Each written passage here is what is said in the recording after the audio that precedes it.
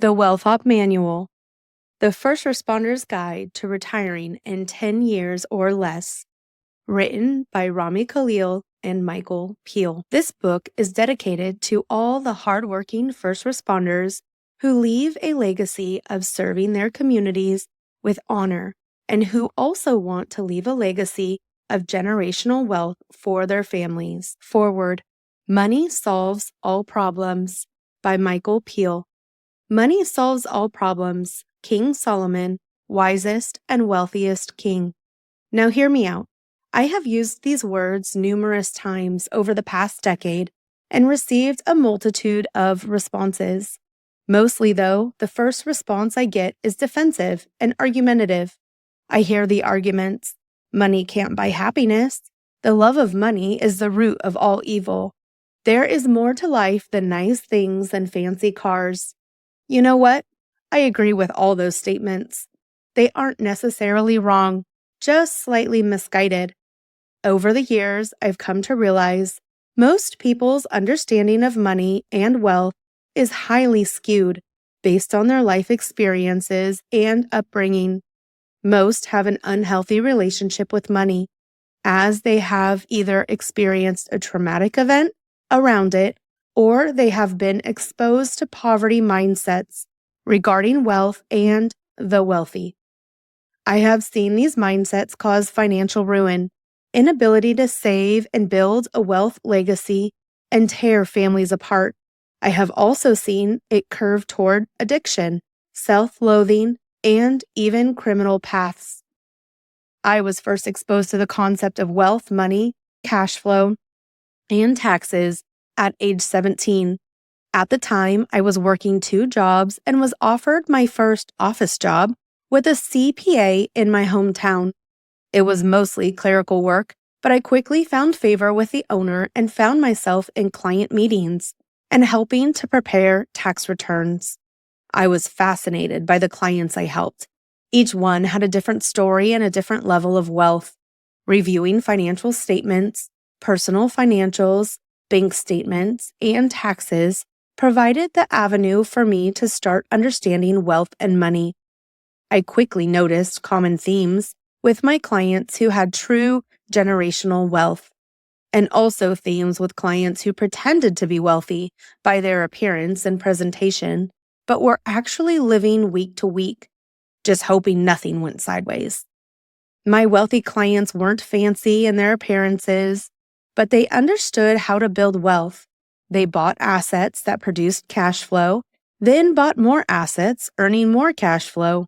You get the idea.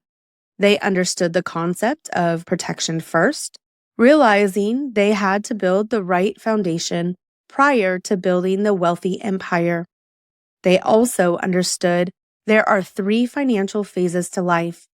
The first being accumulation phase, the second distribution phase, and the third transfer phase.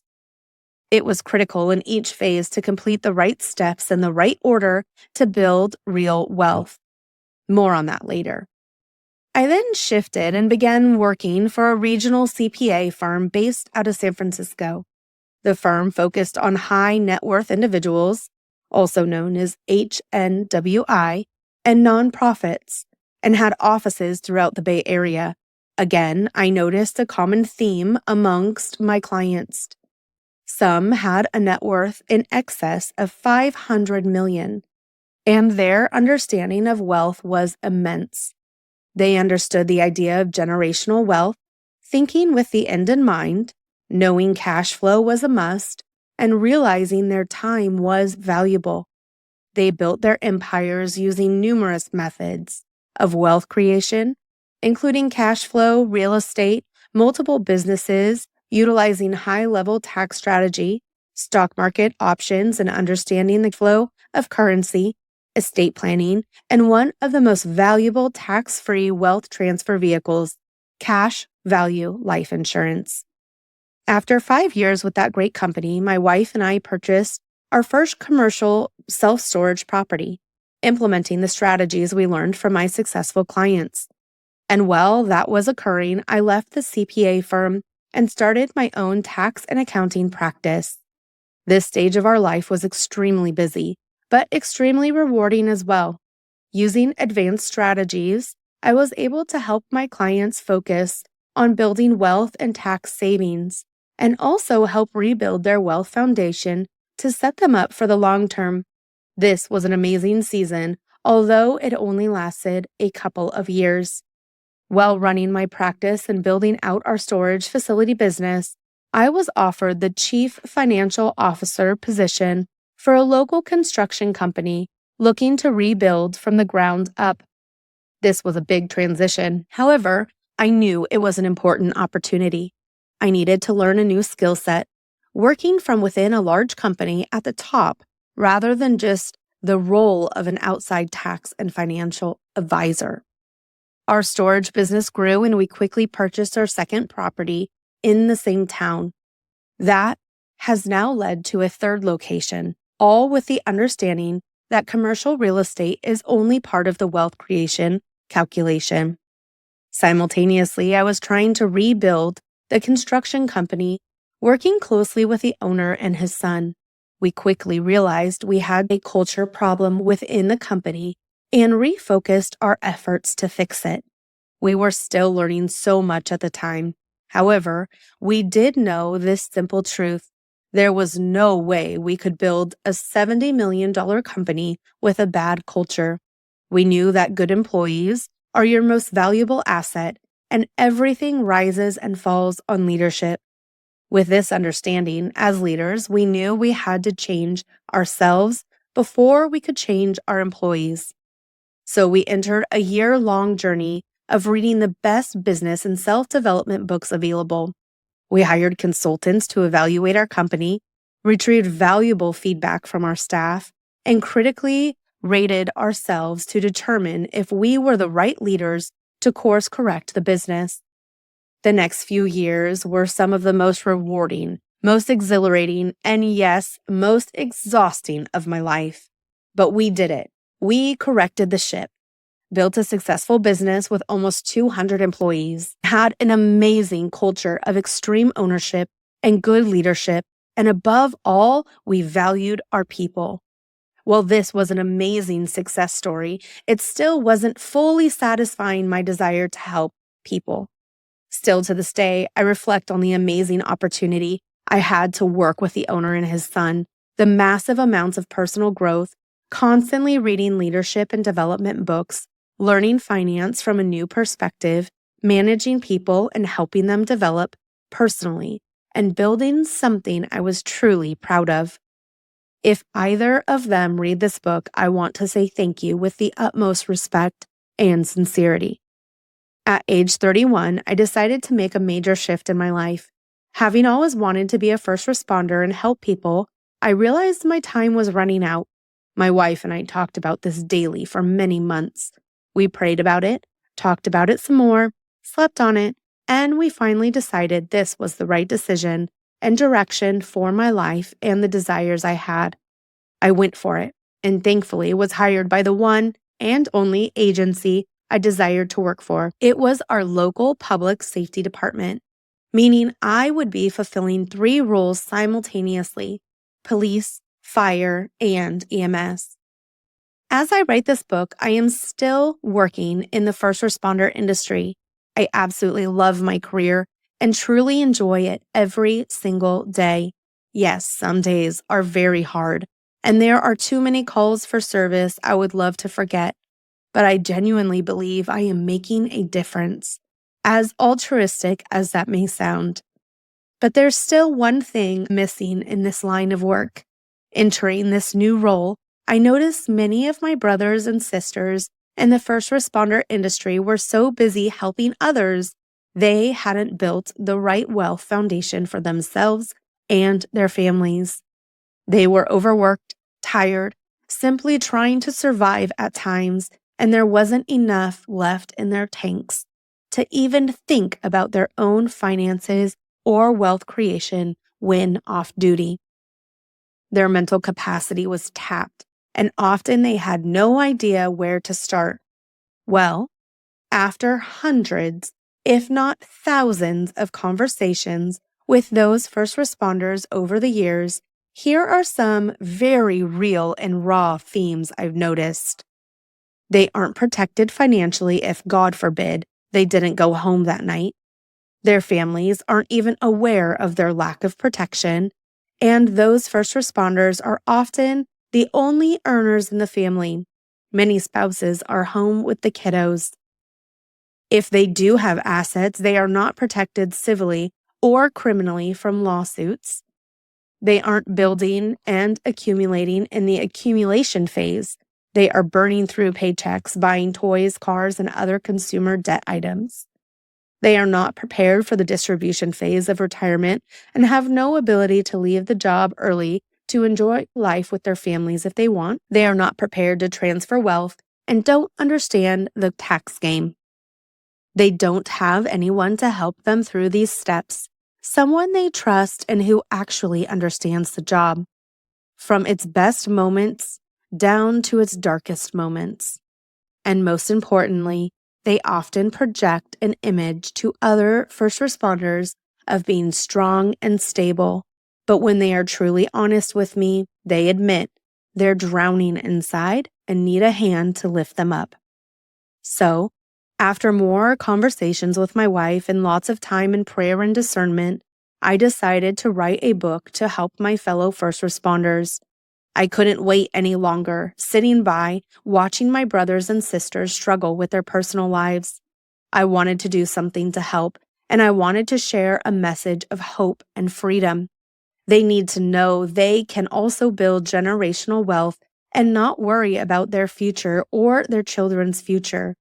They need to know they can also build wealth outside their pensions and their department income. I want to provide a medium to share what my wife and I have built with storage facilities and the freedom it brought to us. This freedom will allow me to step away from this career if needed. It gives me the ability to rely on a different income stream and wealth model outside of my first responder paycheck and pension, which I know will die with me and won't be left to my dependents. I realized I couldn't share this message quickly enough. Knowing all the one-on-one conversations I've had with colleagues and knew this message was too important not to be written in a book. So, as a first responder, if you are reading this book, then please know there is hope. And there are other wealth vehicles you can utilize to build upon even while working your shift. This book is for you. One of the primary goals of this book is to reshape your philosophy about wealth. By reading, I'm hoping any trauma that money may have caused will be repaired, and also that you will develop a passion to build true generational wealth. Along with healing your mindset and providing motivation, this book is practical. You'll get a high-level, tangible guide to help you build that wealth for yourself and your family. Whether you are single, married, divorced, once, twice, or 3 times, or have kids or not, it doesn't matter. By reading this book, you're placing yourself in the top 10% of the world by following through and attempting to develop yourself and your skill set. This book will also provide you with the connections with the right people to rebuild your financial foundation. Now, while traveling down this path to help first responders, I am also smart enough to know my strengths and my weaknesses. It wouldn't be truly responsible for me to write a book without giving credit to one of the most influential people in my life, someone who helped me correct my mindset and reshape my understanding of money, currency, cash flow, and real wealth. Even though I had spent 15 years in the financial industry, helping to manage $500 million plus clients and reviewing thousands of financial statements and business books, this man, Rami Khalil, gave me an insight into wealth I had never understood before. Not only did he help repair my mindset, he personally sat down with me and helped me restructure our entire financial legacy, ensuring my wife and my son would never go without, even if I never make it home on a particular shift. Even better, when I met him 5 years ago, Rami was highly vocal about how much he desired to help the first responder industry, from police fire, EMS, and nursing. He had a passion for helping people like us. And oftentimes, as I have seen personally, it didn't always make financial sense for him to do so. He simply wanted to do the right thing and help those who help others. So naturally, it would only make sense for us to partner together to write this book. We both desire to help the first responder industry, and we both desire to see families restored, wealth recovered, and to truly offer the steps to create generational wealth for first responders who have saved many generations of families every day while they work those tireless shifts. Rami is a highly successful financial advisor, life insurance broker, CEO of Fortress Financial, and co-author of Retired and Free. His heart and passion to help others are immeasurable, and his desire to grow and develop himself never ceases. I want to personally thank him for his friendship and endless guidance over the years. In this book, I am excited for you to hear from him as well. As a first responder, you know what it means to keep a small circle of friends. It's hard to trust anyone, especially when you see so many of the things you see on duty. It's also difficult to put your name behind someone because, let's be honest, most people are selfishly motivated. Oftentimes, simply stated, people suck. But every now and then, you actually meet a person with the same core values as you. Family first, work your ass off, build something amazing, and continue helping people along the way. That is why I can genuinely state Rami Khalil is that person. I trust him with my life and truly believe his calling to help the first responder industry will change generations of our industry's families in this country. Bondages will be broken, families will be restored, marriages saved, kids and grandkids will have endless opportunities their parents didn't, and first responders will be able to retire earlier than expected and actually enjoy their remaining years with their families while they're still young. This is the power of wealth creation. This is how valuable money can be as a tool to restore, repair, rebuild, and exponentially multiply your legacy. So yes, money solves all problems. Now let us show you how. Welcome to the Wealth Op. Michael Peel, entrepreneur, first responder. Introduction. Why write a financial book for first responders? First responders, such as law enforcement officers, EMT, nurses, firefighters, and military, run toward the call for help, oftentimes risking their own safety and lives, while medical professionals are constantly there to care for and help those in need, day and night. These professionals live in moments of crisis, often making life and death decisions for themselves and their patients. Helping this group of men and women with their financial future is what this book is about. Over the years, I have built a financial practice that comprises clients who've spent their entire career in these fields.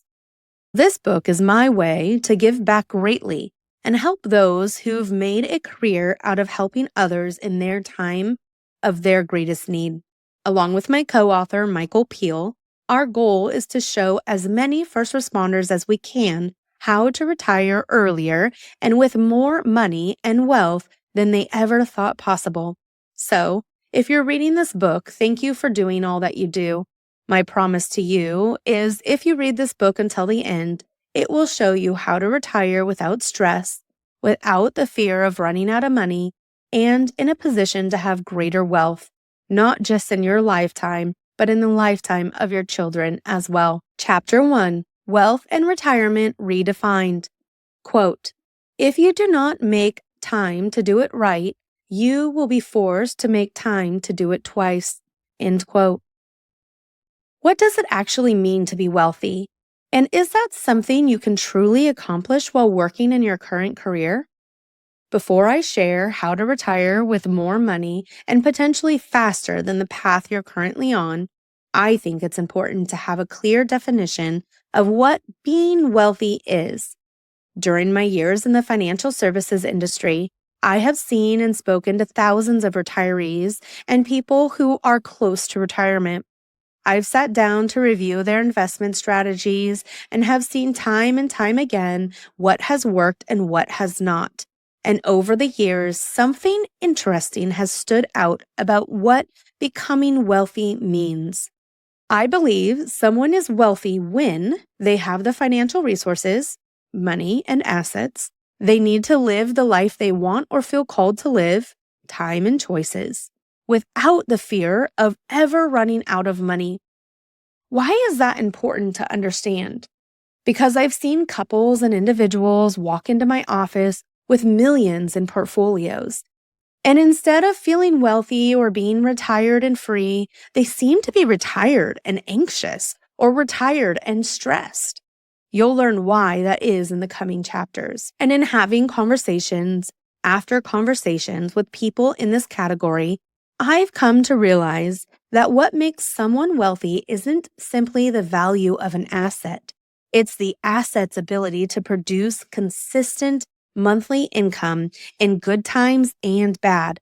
In other words, the goal of investing to become wealthy is not to have the largest bucket of money, 401k, 457b, 403b, etc., but to have a clear income strategy that allows you to produce more than enough monthly income, regardless of what the stock market or other financial markets, real estate, bonds, etc., are going through. The problem is, most people are never taught the right framework to build wealth. And so what happens? They start working and maxing out investments and retirement accounts before really becoming clear on how to create an income-first wealth plan. I want you to think about your life for a second and how you maintain your lifestyle. Is it based on lump sums of money, or is it based on the flow of money in and the flow of money out? I believe if you're measuring your wealth simply based on the current lump sum value of your investments, you may end up realizing, many times much later in life than it can be harder to course correct, that you focused on the wrong thing. You find out you invested in a manner that puts the cart in front of the horse. Unfortunately, most people find out that accumulating a large sum of money in accounts does not always equal more income. And make no mistake, consistent monthly income is the first checkmark in passing the test of being wealthy. So now that we've had a new perspective and clear definition of wealth, I want to tie that into what it means to be retired. Contrary to what you may believe, you can actually become retired before you're done working. I know that sounds counterintuitive, but let me explain. Retirement does not have to be an age requirement.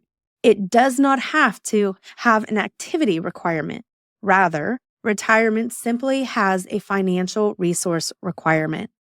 Again, if we go back to my definition of wealth, it is when someone passes the test of having both the time and choice to do and focus on what they want to do with their families, along with the consistent monthly income from assets to not worry about money ever again. So, while Social Security and your pensions, if you're lucky enough to still have a pension, may have the age eligibility and be part of your longer-term plan, you can achieve wealth at any point before or after being eligible to draw from those investment accounts. Sounds interesting. In this book, I'll show you how to get your life and finances on this track. Also, the opportunity to choose to still work because you want to, while knowing you don't have to, is an incredible place to arrive and live from. Now, let's hear from Michael again with his Wealth Op debrief for Chapter 1. Op debrief. As a first responder, take a moment to think back to when you started at the academy or started your training. Do you recall the mindset shift that had to occur during those days? You may have been running hills, been smoked in PT by your training officers, or simply had to cram late hours to get ready for a test the next morning. During those days, whether you realized it or not, you were creating a shift in your mind. You were learning new terms, developing new tactics, and building the foundation for your new career. Whether you already had a first responder background, someone in your family did, or everything was completely new, you had to build the knowledge and skill set to do this job the right way. By retraining your mind, the skills you learned would increase your odds of going home to your family each night and increase your chance to actually help people. That's why you're doing this job anyway, right? Well, think of Chapter 1 like your first days of academy training. The goal isn't simply to provide you with information on creating wealth and retiring earlier than ever. The goal is also to retrain the way you look at finances and generational wealth. We want to redefine how you look at wealth and retirement entirely and have a foundational shift in your financial education. We do this now in order to build upon the understanding as we go, chapter by chapter. Think about it another way. Can you imagine hitting the streets on field training without ever going to academy? Your foundational knowledge would be garbage, and you would literally be thrown in the deep end to sink or swim.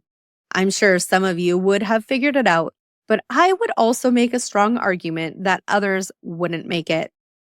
If you need to reread Chapter 1 to reinforce the foundational information it shares before reading on, feel free to do so. Once you're ready to keep going, let's move into the next phase of training and start to build out the retirement op plan for your life. Next step, understanding the 3 phases of your financial life. Chapter 2, the 3 phases of your financial life. Every one of us goes through 3 distinct financial phases in our life, 2 of which can be guided by powerful economic principles that allow us to increase our income and truly build real wealth. Understanding and identifying which phase you are in is key. When you know which phase you're in, you can assess what's needed to accomplish the financial goals you have. Becoming aware of how to structure your financial life and investments in each phase can help you obtain the desired outcome of becoming wealthy. Phase 1, the accumulation phase. This is where your body and mind are at work. Accumulation is a phase where we have acquired specialized knowledge and skill sets through education and are applying those skill sets and abilities within a chosen profession in exchange for money. In this phase, our greatest asset is our earning potential and time. We have time to increase our earnings and grow our wealth before needing our assets. 403Bs, 457Bs, 401Ks, pensions, real estate properties, etc. to be the primary income providers in our lives. A lot of the financial strategies we are taught and observe in this phase of work, partly because of the assumption that we're going to continue to work without interruption for 25 to 30 years. Strategies like buy and hold investing work here because you are assumed to be a dollar cost averaging buying stock or mutual funds monthly without any concern to where the stock market is price-wise and not taking money out of your accounts.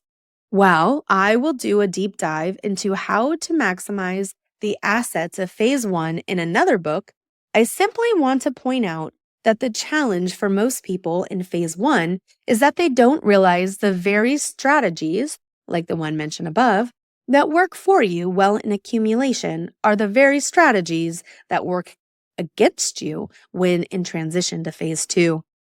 Goals for phase 1. Establish a financial defense plan, protection first before financial offense. Maximize earnings regularly. Learn to use the ultimate wealth formula. Structure assets for growth that lead to maximum income. Implement a tax strategy to reduce current and future tax bills tied to earnings and income produced from investments. Phase 2, distribution. Distribution is the phase of your life where your money, your assets, are now at work in providing your main source of income, so your body can be at rest, quote unquote retired. Well, I believe you can and should still find things to do that are incredibly meaningful to you and still have a positive impact on the world. The wealth test is applied here. meaning for you to be in distribution, you must have assets that produce monthly income for you in order to sustain your lifestyle without the fear of running out of money. Distribution is a powerful economic factor, one that's unfortunately not widely understood, although it should be understood before ever thinking about investing. Why? Because when it comes to money and creating wealth, ignorance is not bliss. As previously mentioned, the reality many people have while in distribution is that the very same tips and strategies that worked for you in phase one, such as dollar cost averaging, for investing and accumulating wealth can oftentimes work against you in distribution, such as reverse dollar cost averaging. So, if you're not careful, if you don't obtain a thorough understanding of the different economic principles, you don't develop a comprehensive wealth strategy, then you can actually see it become a financial double-edged sword. Goals for phase two. Learn to implement a financial draft for consistent cash flow. Keep reading to learn more about what a financial draft is. Position size correctly between different investment accounts to still see growth from assets while producing income. Invest time in activities you want to rather than have to because of money.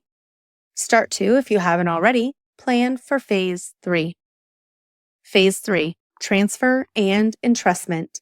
The last phase we all go through in our financial lives is the transfer and entrustment phase. This is where we have moved from body at work to dollars at work, to no more body, meaning when we are no longer here, our wealth is now being transferred over to our beneficiaries, children, grandchildren, charity, and/or organizations.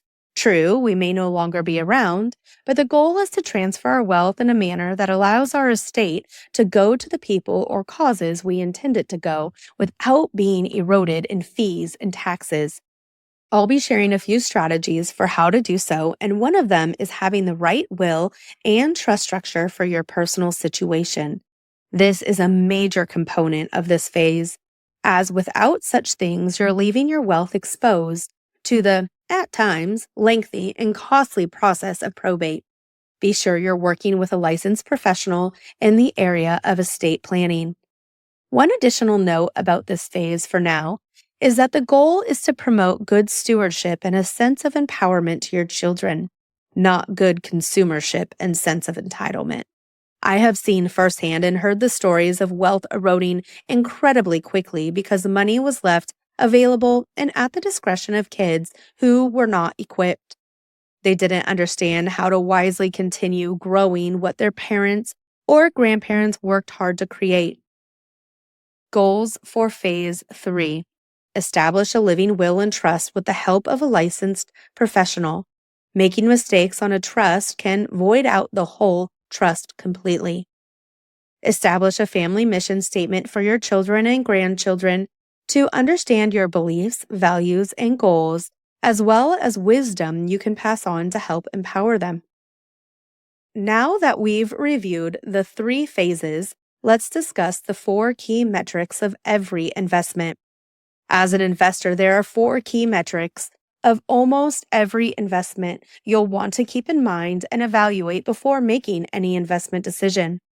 Depending on where you're at in life today, the current phase, income, and assets or financial position you are already in determines which metrics are more important to you for each individual investment you're making. Understanding them gives you an edge.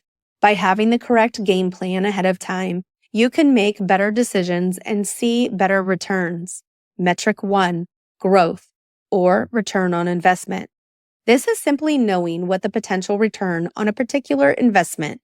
Most people, especially when looking at passive investments, like to measure the potential returns on an annual time frame.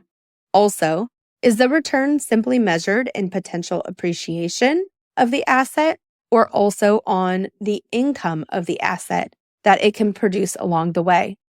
Metric 2, tax advantages.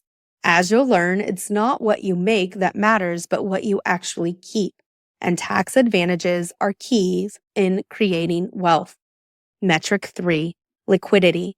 How liquid or accessible is my money? How easy is it to access the potential returns on the investment? Are there any restrictions on how and when I can access my money? Metric 4, leverage. Leverage is the ability to get access to more value and potential returns with less capital of your own.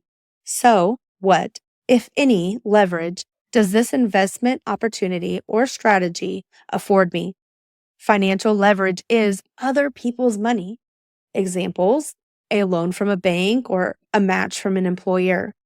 Human leverage is other people's time, employees, contractors, or a team of specialists working to help me grow my wealth. A bonus metric and question to ask when investing is: what, if any, type of recourse or guarantees are provided with this investment strategy? What is the worst case scenario so I know how to properly assess what percentage of my wealth I'm okay with having in this investment? Can you see the importance now of understanding the 3 phases and the key metrics of evaluating an investment? I hope so. Again, let's get Michael's perspective. Op debrief. Well, if you weren't overwhelmed before reading chapter 2, you may be now. That was some of the most critical information you'll read to gather for high-level knowledge and a tactical plan for generational wealth and being able to retire earlier than ever. Maybe these concepts are completely new for you, almost like the first day of field training.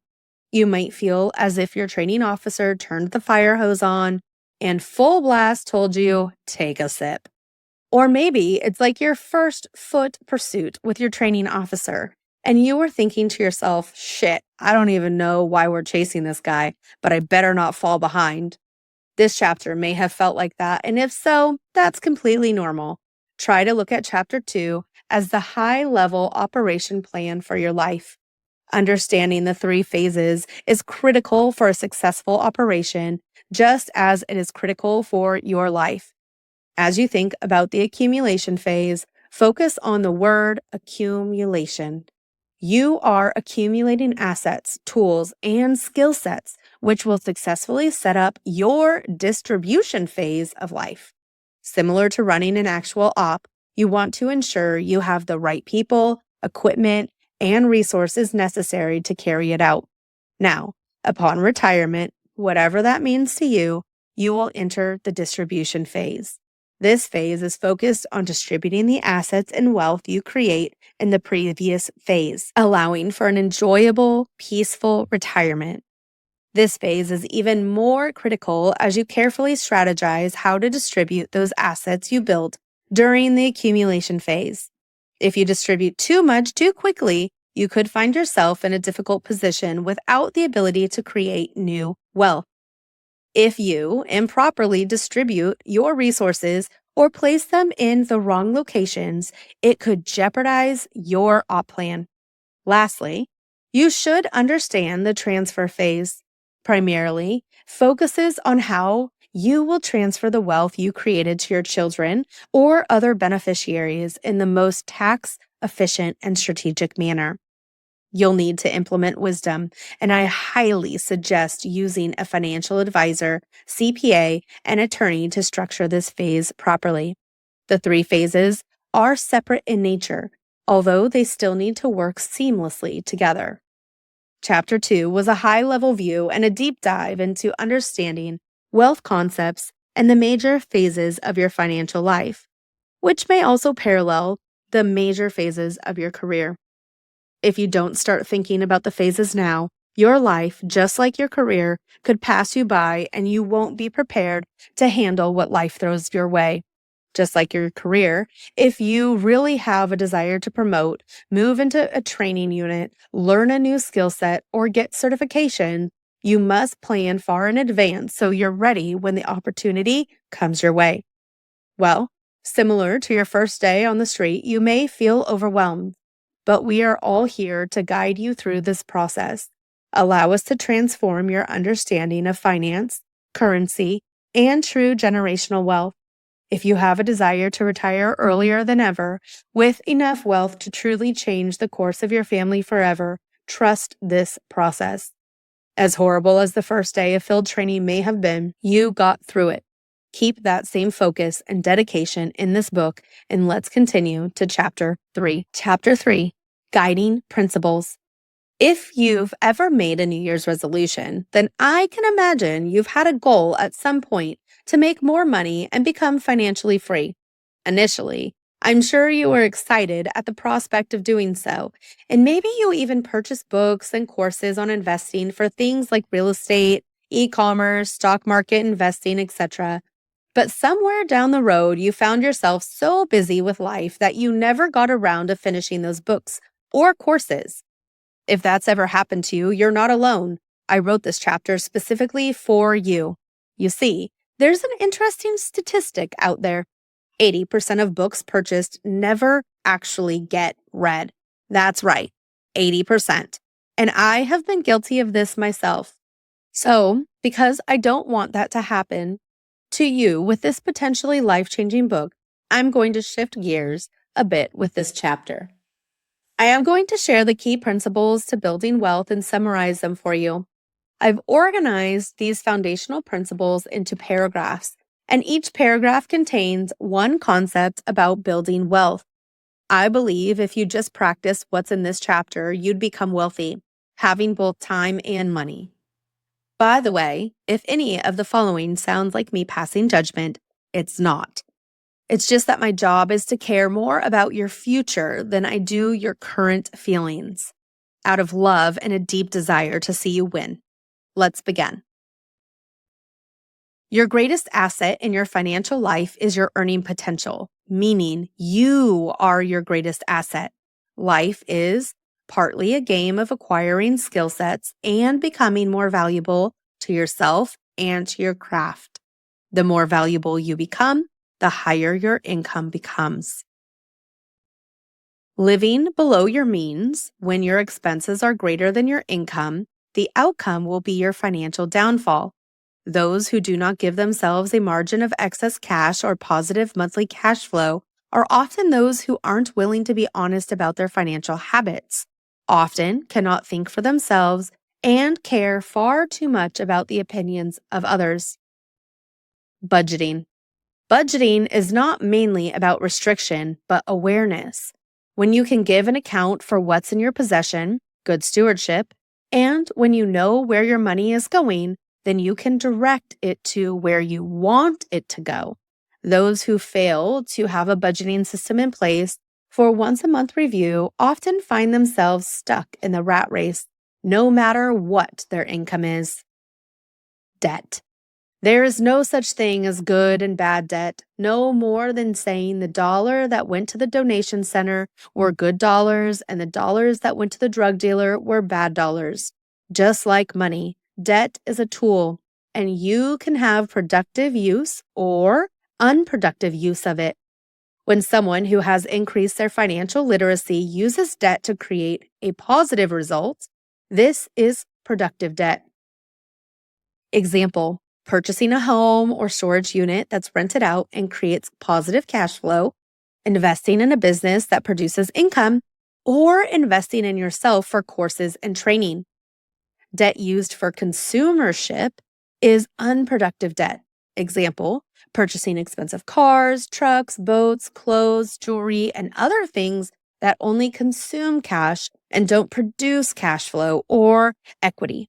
I grew up hearing that the borrower is a slave to the lender, yet wisdom from that same Bible gives an example of a widow being told by a prophet, representative of God, to go and borrow from her neighbors. After following instructions, this widow creates a huge surplus. You can read the full story of the widow and the oil for yourself. Before ever deciding to use debt, make sure you first become financially competent and really assess what you're contemplating using debt for. Building wealth. Principally speaking, concentration is how you create wealth, and diversification is how you preserve wealth, meaning develop the ability and rare skill set of being able to focus. Follow one course until successful. This will serve you later on in this book when we talk about how to accelerate your wealth building. But this will serve you greatly in life today, too. Today, we live in an age of attention grabbing headlines on every device in your home, car, at work, and world at large, to such an extent that most people live and operate at a shallow level. They never focus and go deep in any one area long enough to create mastery and life changing results. They give up too quickly simply because they have a habit of getting distracted.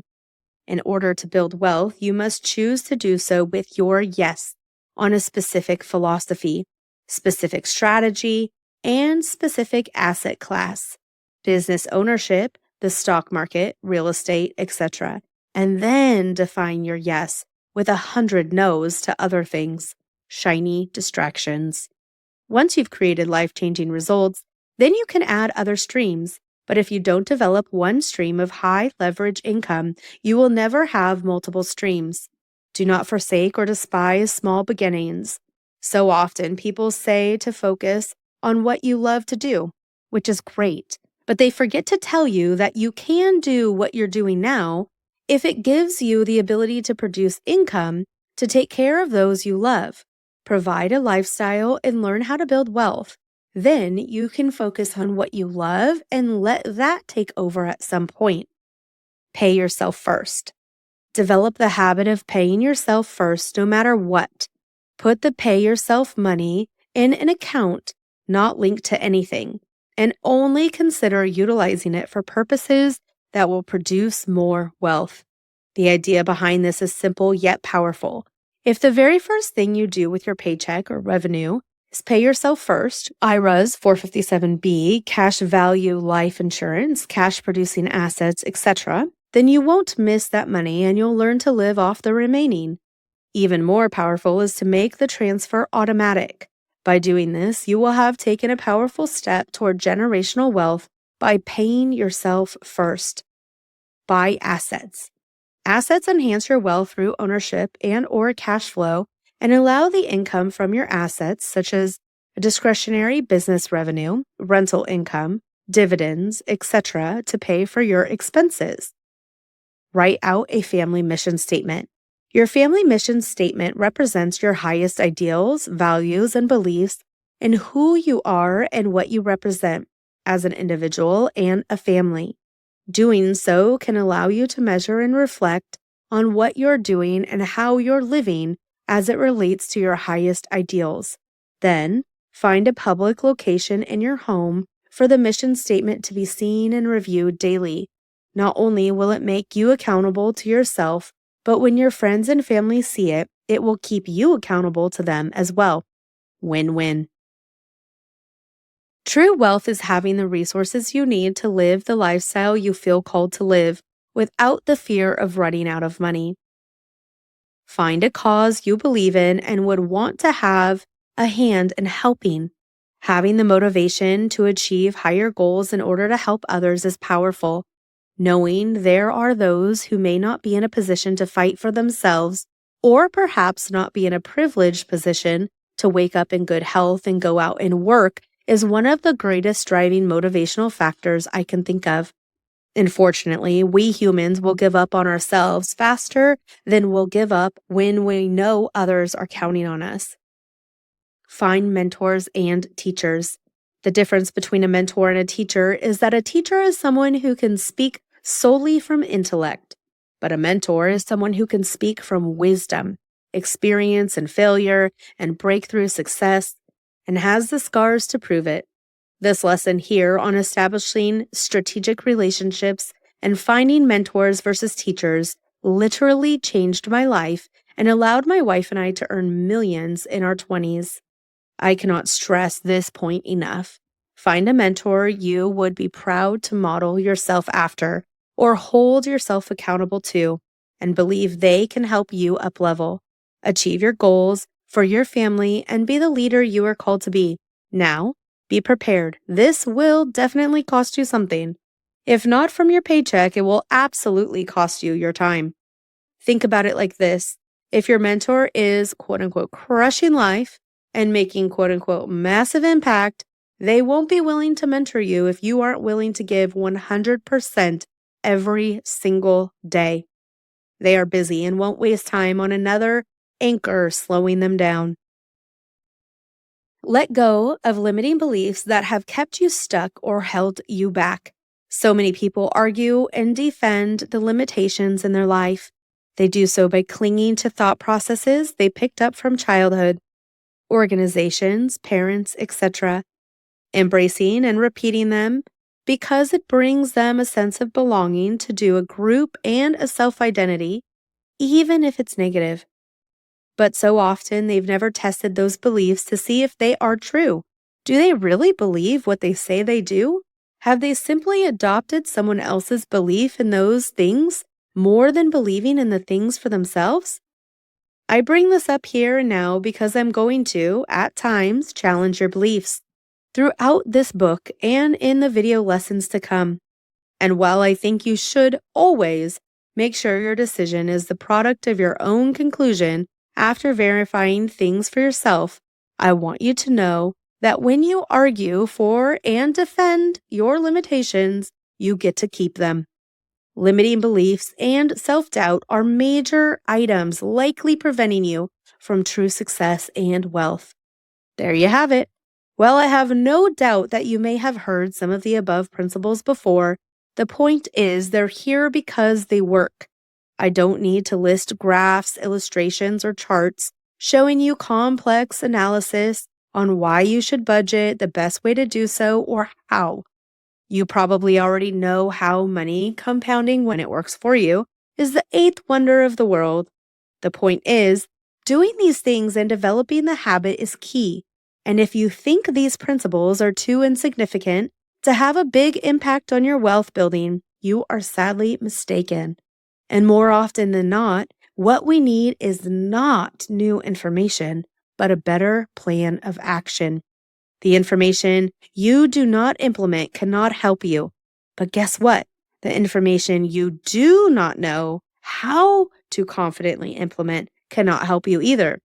So don't be afraid to ask for help and find professional guidance and mentors along the way. Thanks for letting me take you on this little guiding principles of wealth detour. Now, after Michael's op debrief for this chapter, let's get back into our main discussion, getting on track to retire early if you want and mastering the 3 phases of your financial life. Op debrief. This chapter could have easily been titled One Chapter to Rule Them All, as it deals with the inner battles and demons we all face. It also deals with concepts and understanding that are foundational to help build your retirement operational plan. This plan is what allows you to succeed and build true generational wealth, bringing freedom and peace to your family. These concepts can also correlate to the mission and vision of your police department, firehouses, hospitals, and departments. How often do your agencies create elaborate mission and vision statements to include core values and action items? But most decisions made from the top don't seem to align with them. This is the major problem with most departments. Often they create amazing goals and vision. However, decisions are made that don't align with these goals. This is also why I truly believe in the saying, everything rises and falls on leadership. Poor leadership equals poor results, poor morale, poor environment, and a depressing work environment. Well, this is no different than your household. As a reader of this book, I would make the strong assumption you are also a leader within your home. Male or female, it doesn't matter. You likely hold a leadership role within your home and within your extended family. If anything, just based upon your role as a first responder, those around you will look to you as a leader. So let me ask you this. As a leader within your home, how do you stack up? Have you created a mission statement, core values, and vision for your home? If so, great. But let me ask, do your daily actions and statements reflect those same core values and mission statement? As I mentioned before, Chapter 3 was written to focus on the inner demons and battles we all face as first responders. Some are worse than others. But it doesn't change the fact that we all have battles each and every day. There were statements in this chapter that likely challenged your understanding of finances and wealth and possibly made you angry or defensive as you read them. And as we've mentioned already, we would rather be direct and honest with you than worry about your feelings being hurt. The bottom line is this: the concepts above will absolutely change your life for the better if you're willing to apply and follow them. These concepts are proven, have decades of history behind them, and are practiced by the wealthiest people in the world. However, you have to make an inner choice to actually implement these into your life. We wrote this book for first responders because we believe in the power and influence you carry. The mantle of a first responder can be heavy, but it's also one of the most rewarding careers there is. It all starts with you, though, and your daily choice to be a leader worth following. In the workplace, yes, but most importantly, at home. Be that person, implement these strategies, and become who you were called to be. Let's go. Chapter 4, Meeting You Where You Are. Most people who I met in my office or virtually have generally already started saving and investing for their future goals, such as retirement. In doing so, they've started maxing out their employer-sponsored retirement accounts, such as their deferred compensation, 457B, 403B, and 401ks, to name a few. Vesting in their pensions if you still have one, and using other vehicles such as IRAs, etc. Because I know many of you may be in that same position now, as you're reading this, I want to jump right into some specifics on how you can potentially maximize the returns and the income down the road from those assets while avoiding what I believe are some major mistakes most people make with these accounts. Once I've shown you how to do this with your current investment, then we can move on to reframing and enhancing the timeline you may be on to becoming financially free. Let's start with a hypothetical scenario. Would you do this deal? Imagine walking into a bank to sit down and qualify for a home loan. You start a conversation with the lender, and after a while, they say to you, Mr. Mrs. Client, I tell you what we're going to do. We've decided to give you a 30-year loan for $1 million so you can purchase your dream home. And the best part is, you don't have to worry about qualifying for the loan. You're already qualified. We don't need to see any documentation you might have brought regarding proof of income, employment, or credit history. Just sign here on this agreement and the loan is yours right here, right now. Now, as a first responder, you may be skeptical. You might ask questions to find out what the catch is. How could any reputable financial institution be willing to do such a deal? And after probing a little bit more, imagine their response being this. Well, Mr. Mrs. Client, the only catch is if you sign here and take this loan, you can walk out of here with this $1 million. However, we are not obligated to tell you what the interest on the loan will be until the 30th year. And obviously, whatever interest rate we decide and think is fair at that time will be the rate you'll be obligated to pay us. You will not have a choice. Would you take that deal? You may be saying to yourself, of course not. But why?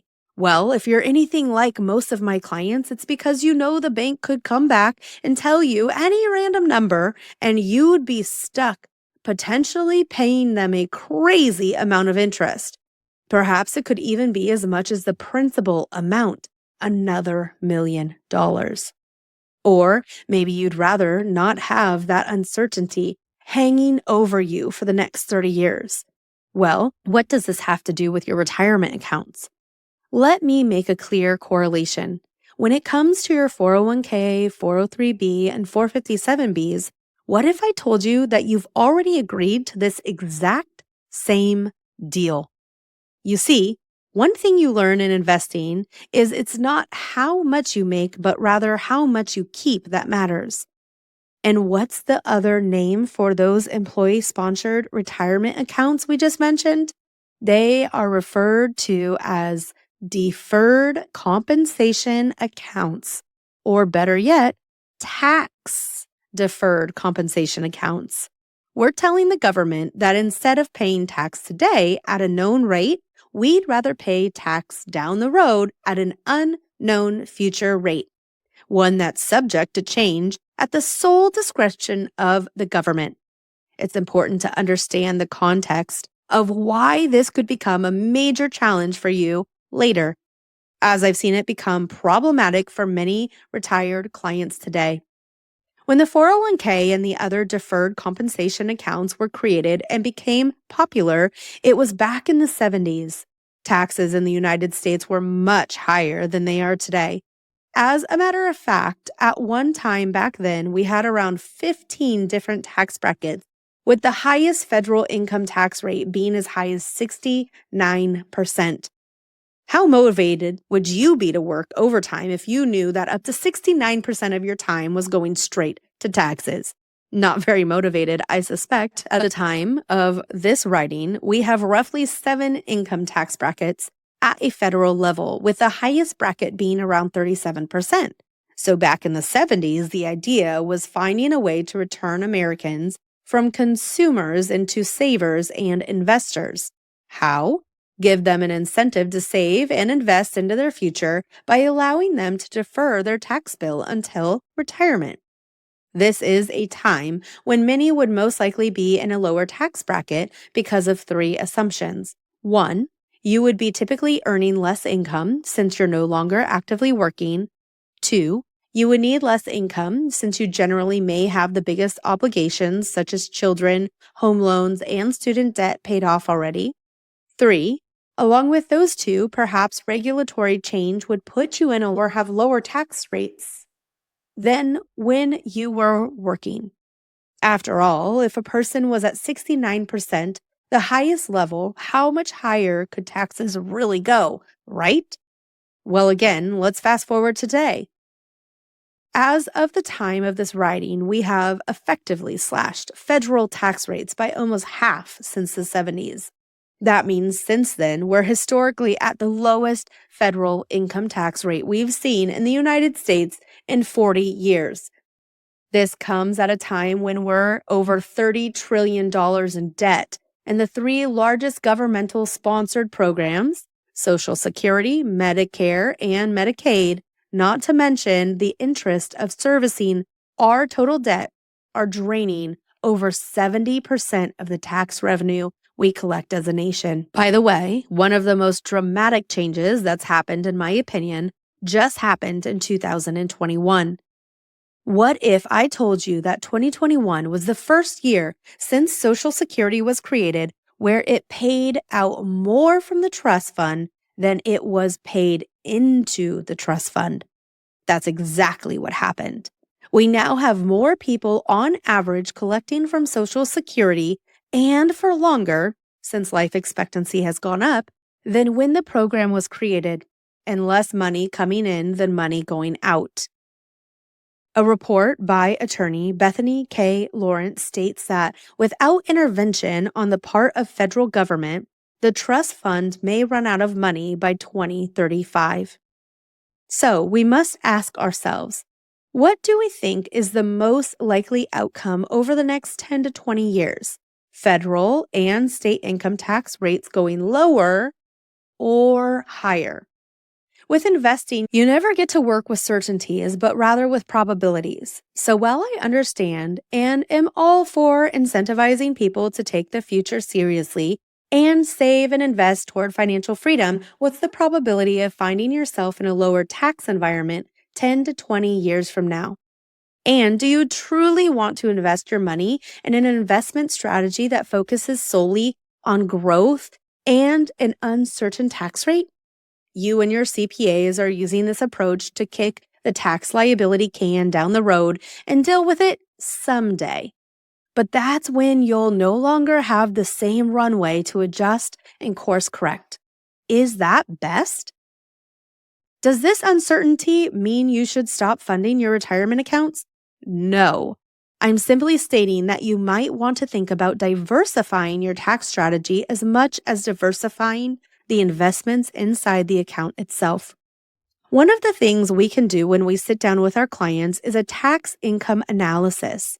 This analysis can show them to adjust their investment accounts so as to maximize their tax advantages, both now and in their phase 2 future, when they're actually taking distributions from their accounts for income. If you haven't given much thought to this and you don't have a tactical plan, I'd suggest making sure you do so now before investing any further. Again, the goal of becoming wealthy is not to have the largest lump sums of money, but it's to have the greatest amount of monthly cash flow possible without worrying about running out of money in the future. In general, I suggest taking advantage of your employer's match if you have one and can afford to. But don't overfund your retirement accounts beyond that without first having an income tax plan in place. In the coming chapters, I'll share some additional strategies you can pair with your work-related retirement accounts that can balance out and enhance the income your employer assets can generate. Managing risk versus managing money, a solution to increasing the returns from your investments. When people choose what to invest within their retirement accounts, such as their 403bs, 401ks, and 457bs, oftentimes the process they go through asks questions to gauge their age, income, time horizon, how long do you think you will work before needing money from your investments, and risk tolerance. This typically leads to a person selecting from a curated list of approved investment funds, such as mutual funds, target date funds, or index funds. Typically, I believe those lists lack options. They're too narrow of a list to make a substantial impact regarding managing risk. These funds normally hold a combination of stocks and bonds, securities of different sorts. But have you ever wondered what the predominant method of active and ongoing management is regarding when it makes sense to buy or sell these positions? What if I told you that there really isn't one? Generally, the whole method and approach of how your money is managed started and stopped the day you selected those funds. You see, the overarching management philosophy behind your money right now is the idea that you should simply buy and hold for the long haul. Since you're in phase 1 and you're able to contribute every month into your retirement, then you'll, by default, be dollar cost averaging when the market crashes, as they did in 2001 during the dot-com bust and the bust again in 2008, during the real estate boom and the following housing crash. In both these times, the market, S&P 500, saw a 50% crash in record time.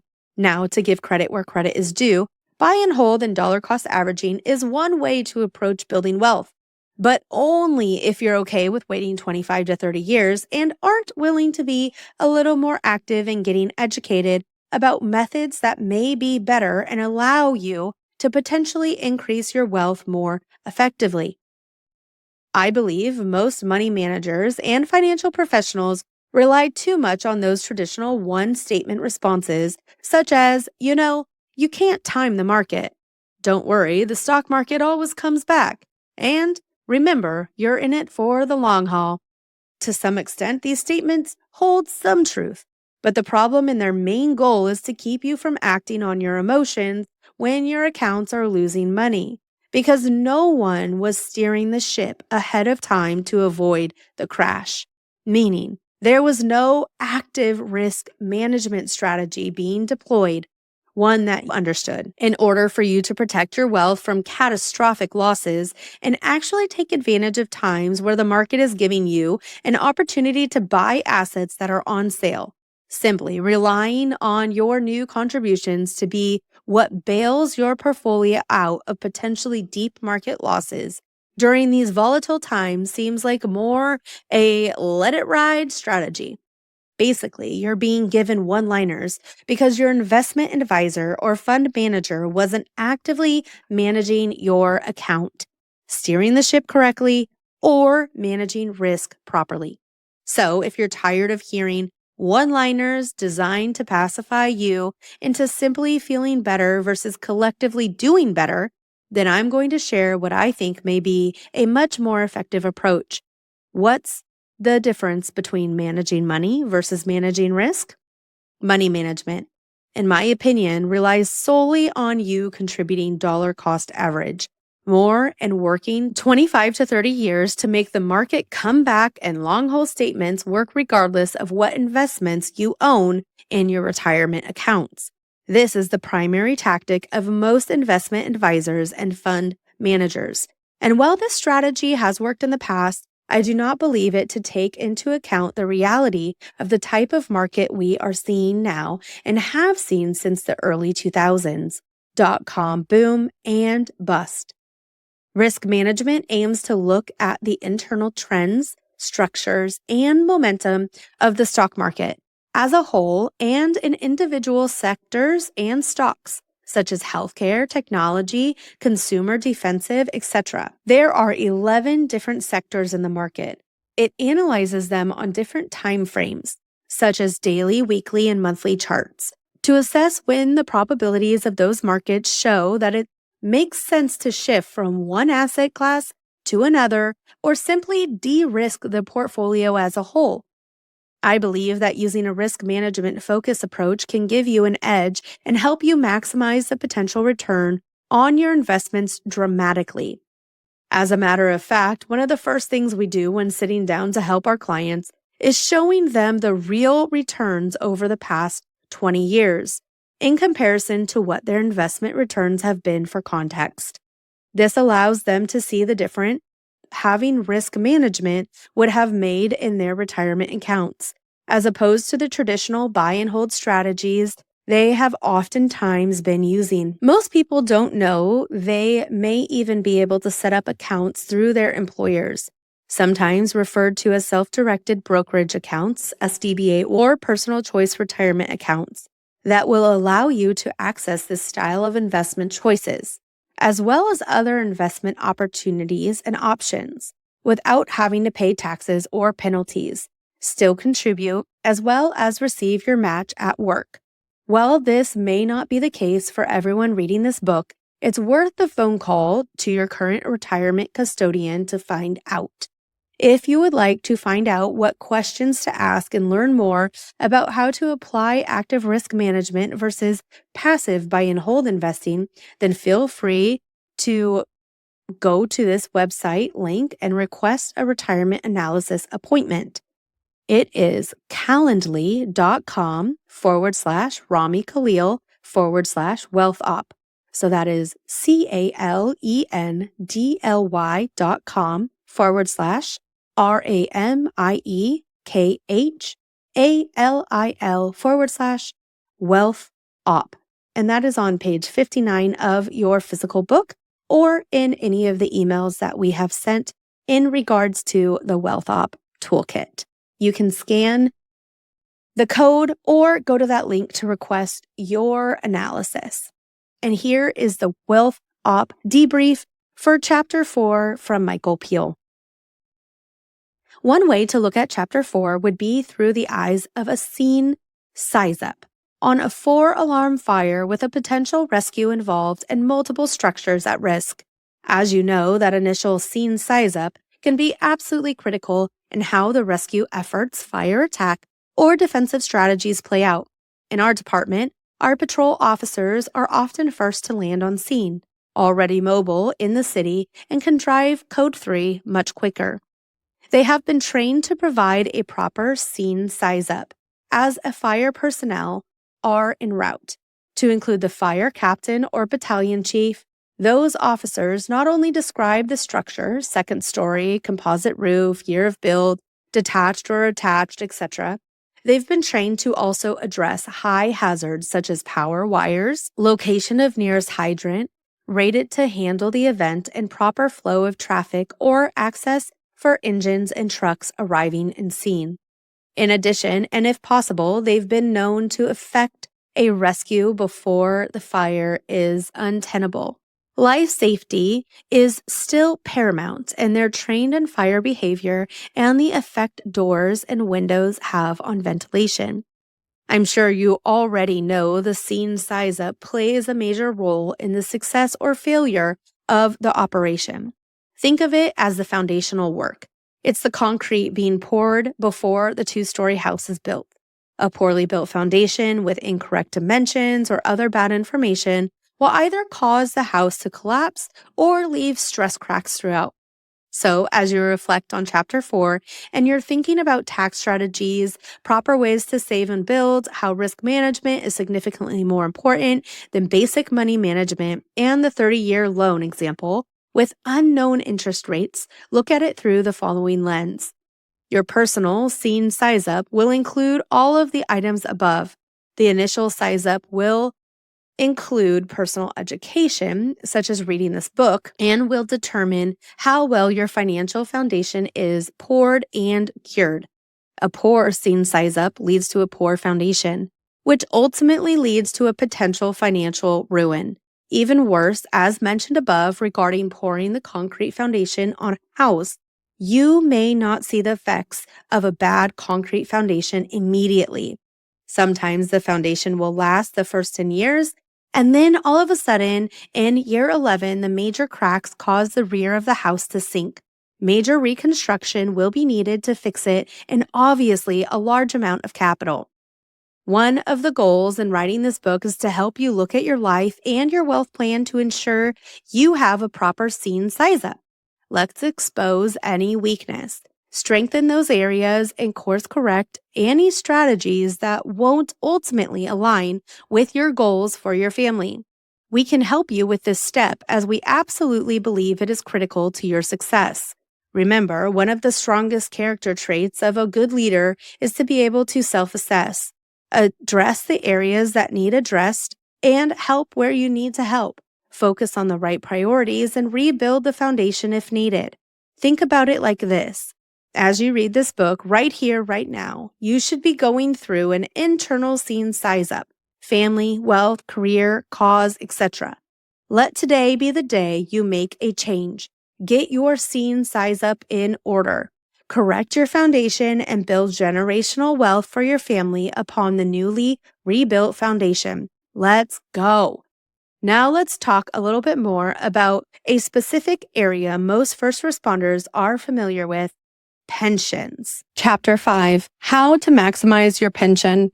Pensions are almost a thing of the past. However, there are still several careers and corporations that offer this benefit. A pension, also referred to as a defined benefits, at its core is a contractual agreement and obligation an employer makes to pay an employee at a set date. A fixed monthly income for life. When most of our clients are closing in on a retirement, they will typically start to think about their pensions much more than in their early or mid-working years, for those who have them. One of the most important things I believe you can do is to truly be proactive in understanding how your pension choices work. Out of the different payment options you have, you need to know which will be the best one for you long before you actually have to make your final choice on your pension paperwork. Remember scene size up? The reason I think this is so critical is because unlike hiring and firing different financial advisors and moving your brokerage accounts or retirement accounts from one firm to another or from one investment to another investment strategy, your pension is something you don't get to redo once you've submitted your retirement paperwork. As a matter of fact, it is one of the only financial decisions in all your life where you do not get a second chance at it. So, something with that level of finality certainly deserves some forward thought as to how to really make sure you're selecting the best income option for your family and yourself. Now, while everyone will have different retirement dates and income amounts and choices depending on your employer, generally, I've seen that most pension options boil down to 3 main choices. Option 1, known as a single life option. This is a set monthly income that will pay for you the rest of your life, literally every month until death. It's a fixed monthly income regardless of what's going on in the financial world. The catch is, once you pass away, the payments stop, meaning if you have a spouse or children, they will not receive anything. Option 1 generally provides the largest monthly income check you can receive. Option 2, often referred to as a joint life option. In an upcoming example, I'll be referencing the maximum joint life payment option. This is also a monthly payment you can elect that will pay you a fixed amount that never decreases or increases for the rest of your life. This option, however, would pay out at the time of your death to your spouse for the rest of their life, leaving them with the financial support they may need to maintain their life without you. It's important to note, however, that electing this option also means your children typically would not inherit any amount upon your spouse's passing. You should note that the monthly amount received will often be less than option 1, since your pension will be responsible for factoring in 2 life expectancies as opposed to 1. So in knowing this, the monthly payment will be less than option 1, the single life option. Option 3. This is referred to as the lump sum option. Not all pensions have this option. The lump sum option allows you to take the total lump sum of your pension, roll it over, and reinvest it in a manner you prefer while being able to access it monthly at your discretion. As opposed to taking a preset monthly payment that you cannot change, with this option, you're eligible to roll over the total amount without paying taxes or penalties into an IRA in your name. And you're able to invest the funds into an investment strategy that you select with your advisor while controlling total access to your lump sum. Now, I want to make this next point very clear. In finance, rarely do the words always and never apply to everyone. And one of the things I cringe at the most is when I hear financial celebrities on TV or radio speak in terms of absolutes. Getting blanket financial advice that's given to you from someone who does not know you and your family's financial reality personally can be unwise. So while the goal of this book is to create awareness and give you actionable insight into strategies that can increase your income and wealth and reduce the years it takes to become financially independent, and given from my professional experience as a financial advisor, working with clients over the years who are in phases 1 and 2, implementing these strategies should come once you've taken a comprehensive approach with professional guidance and help towards building your wealth. I state that because when choosing which pension option is right for you, you have to take several elements into consideration. First of all, what's the difference between the single life payment option and the joint life payment option in terms of monthly income? Do I have a way to offset the difference of lost income if there's a substantial gap in payment between these options for my family over my retirement years? As an example, imagine option 1 says your single life payment is $6,000 a month. Option 2's joint life payment is $5,400 a month, and your lump sum option is $1 million. I'm using round numbers for simplicity's sake here. In this example, if you're married and concerned that your spouse may be in a financially challenging position upon your passing, you may choose option 2, as well as being concerned about the risk of investing the $1 million and losing it at this phase of life. Now, imagine you're 62 when you elect this option. And just for the sake of this example, let's say you live to 82, although I hope you'll break all the records and live well beyond average life expectancy. In that example, there was $144,000 that did not come into your family's life. I'm not sure where you live or what your lifestyle may be like, but I'm sure you'd agree that an additional $144,000 over the span of those years would have been good. It could have been utilized to help you have a higher quality of life, positive experiences, or had a greater impact if invested in the lives of your family or causes you believe in. However, you did the noble and caring thing to be willing to take a pay cut in order to ensure your spouse would have the resources they'd need. And that's just the math on what you may have missed out on at 82. But what if you lived to 85 or 90?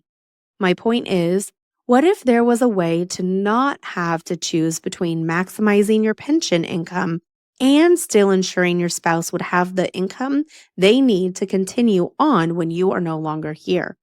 And the answer is oftentimes, for most people, there are strategies that can be assessed and implemented ahead of retirement, known as pension maximization strategies, to do just that. One example would be creating a wealth umbrella. This is a strategy that takes a comprehensive look at all your collective assets in combination with specifically structured and personally owned insurance to cover the difference of the gap in income loss to your spouse and children if you had taken the single life payment and passed away. Without getting into all the specifics of these approaches and strategies, the point here again is to show how proactive comprehension, wealth, and income planning can allow you to increase your monthly income without having to sacrifice between increased cash flow and inheritance for your heirs. What about the lump sum option? Why and who would choose such an option? Well, in looking further into your pension choices and using critical thinking, I want to give you another example.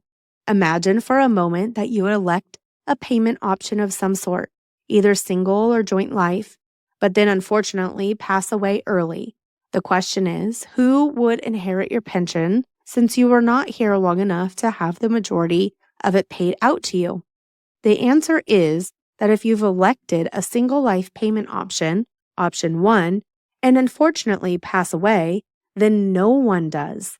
The total pension amount is no longer obligated to be paid out to your spouse or children and is then retained by the pension fund. This means your 20, 30, or more years simply won't benefit your family. Others whom you never intended will benefit from it. The same would be true if you elected a joint life option, but then you and your spouse both passed away. For some people, they could care less. Hey, I'm gone and I won't be here for it to matter. For others, I sometimes hear, are you kidding me? All those years of work gone and my family and I and the causes I care about would not get a cent? Unfortunately, that's just the way it works by selecting a single life payment most of the time. It's because of this reality, as well as other factors, that most people who have pensions and would rather ensure their wealth be transferred to their estate upon passing elect a lump sum rollover option instead. Then they choose to reinvest it in a conservative manner that preserves their wealth and produces monthly income. While there are always exceptions to the rule, and times when perhaps you may have a pension with slightly different options in the beneficiary's ability to inherit a payment or bulk amount, the goal again here is to create awareness about an important topic in your financial game plan. Pension maximization strategies are a cornerstone of the work we do with our clients at our firm. We do a full deep dive income, tax, and inheritance analysis with every client who has a pension well ahead of time, ensuring they're completely educated and aware of the pros and cons of each option. Each person needs to know how to maximize their pension in a manner that can produce the most wealth possible for them and their families. This is also one of those areas where being proactive matters, as it allows you to open up the best options, and the sooner the better. These are options that cannot just increase your monthly income, but actually reduce your taxes as well. If this is something you know you currently do not have a clear plan on and would like to find out how to maximize your pension, then I believe reaching out to our firm and going through a pension maximization strategy session is your next step. We can help you with a full financial analysis and assess what approach and choice would be best. You can do so by using the link below, which is calendly.com/Rami Khalil/wealth request that initial consultation. The link is also in emails that we have sent, as well as the physical book on page 70. Now here is your op debrief from Michael Peel. Pretty straightforward, right? For some of you reading this, you may not have been aware there are generally 3 different options when it relates to your retirement pension. Maybe you were just hired by a recruiting officer who said you can have a rewarding career with a great pension. Well, if this is new to you, that's totally okay. That's why you're still reading this book and have committed to yourself and investing in your own personal knowledge. The easiest way to relate to Chapter 5 is thinking about a pre-planned operation, which you would likely see on the law enforcement side. A pre-planned op can be utilized at a patrol level.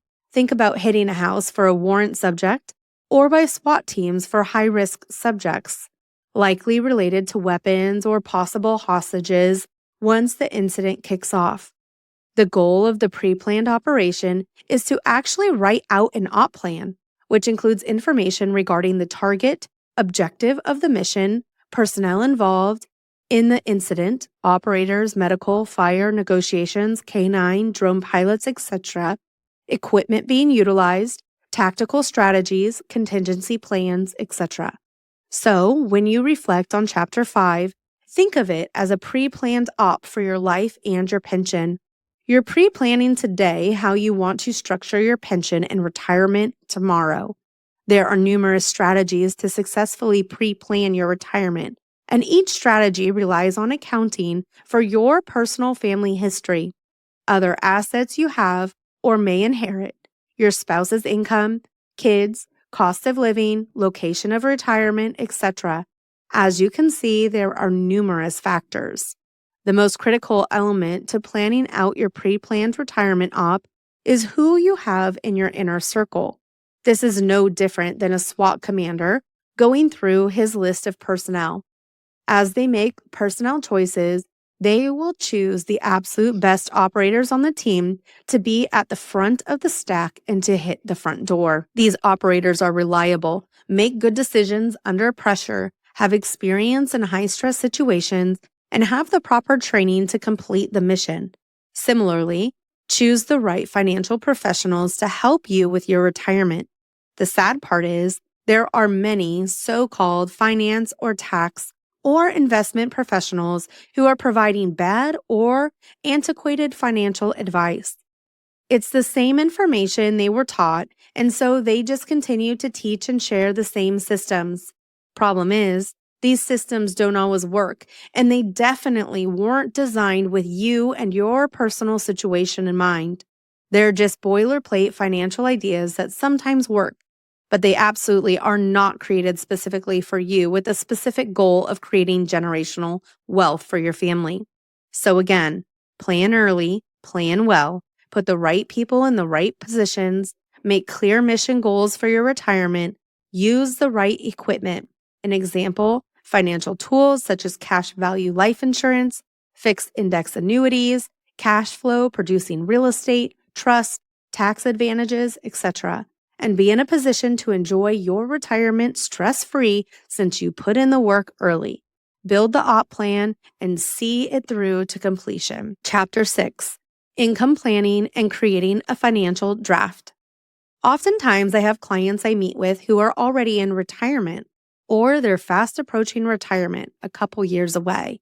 And the concern they have is how to position their investments in a way that lets them produce monthly income without the fear of running out of money.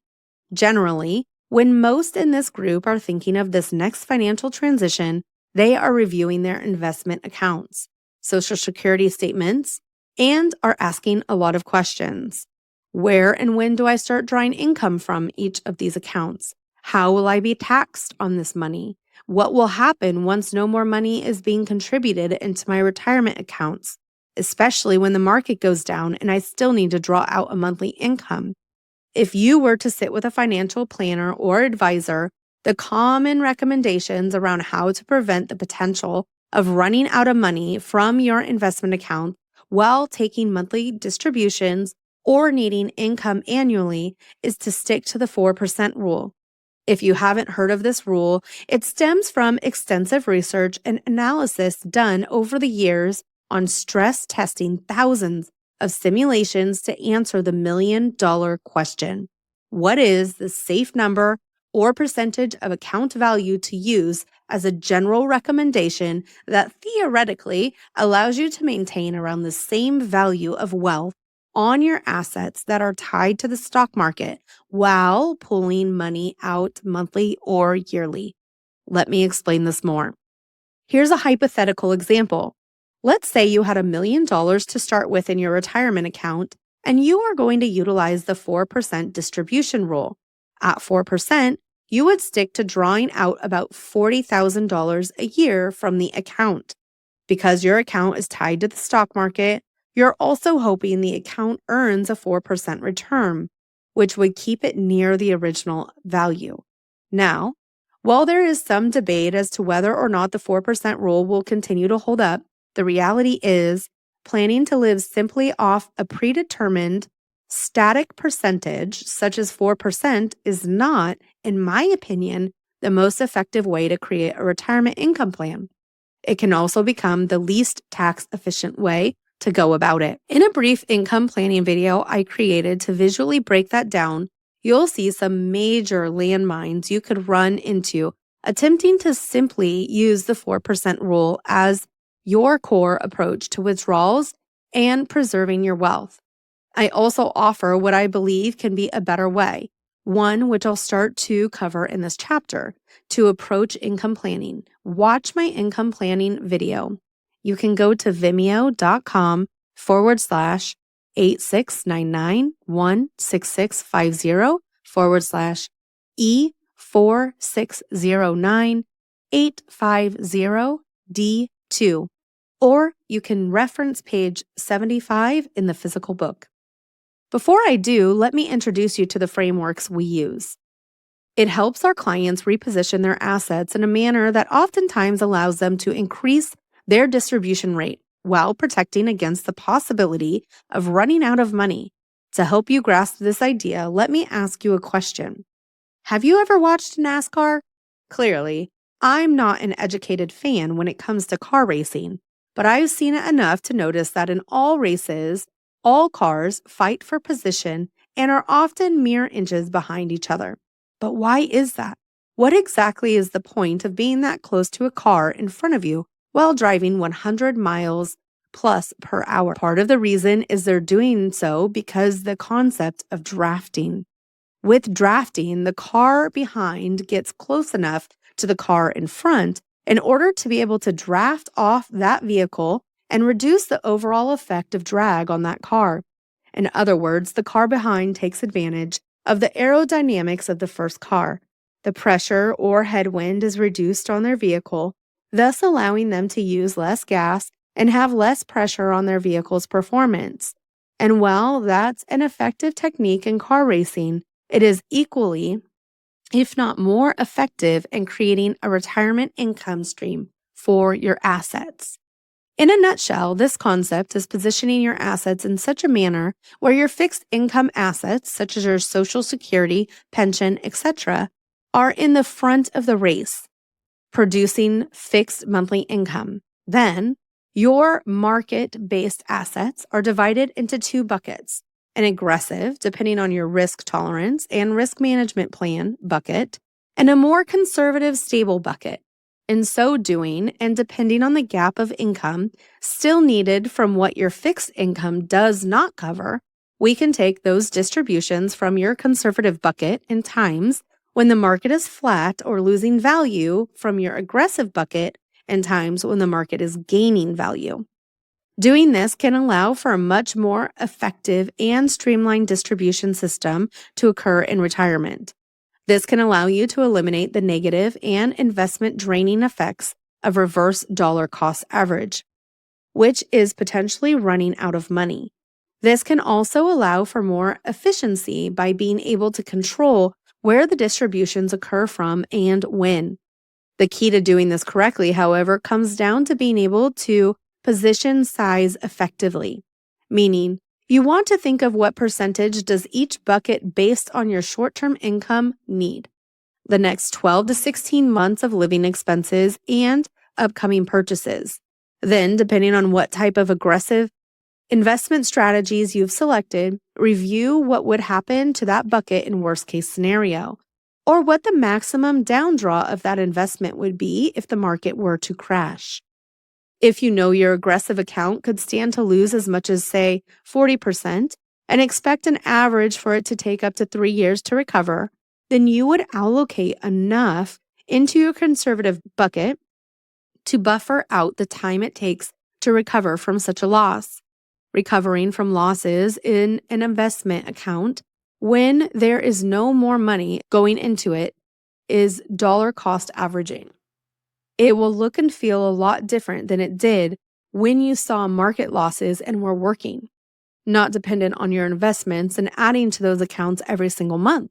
So it's best to err on the side of caution and plan correctly for when those times of volatility happen.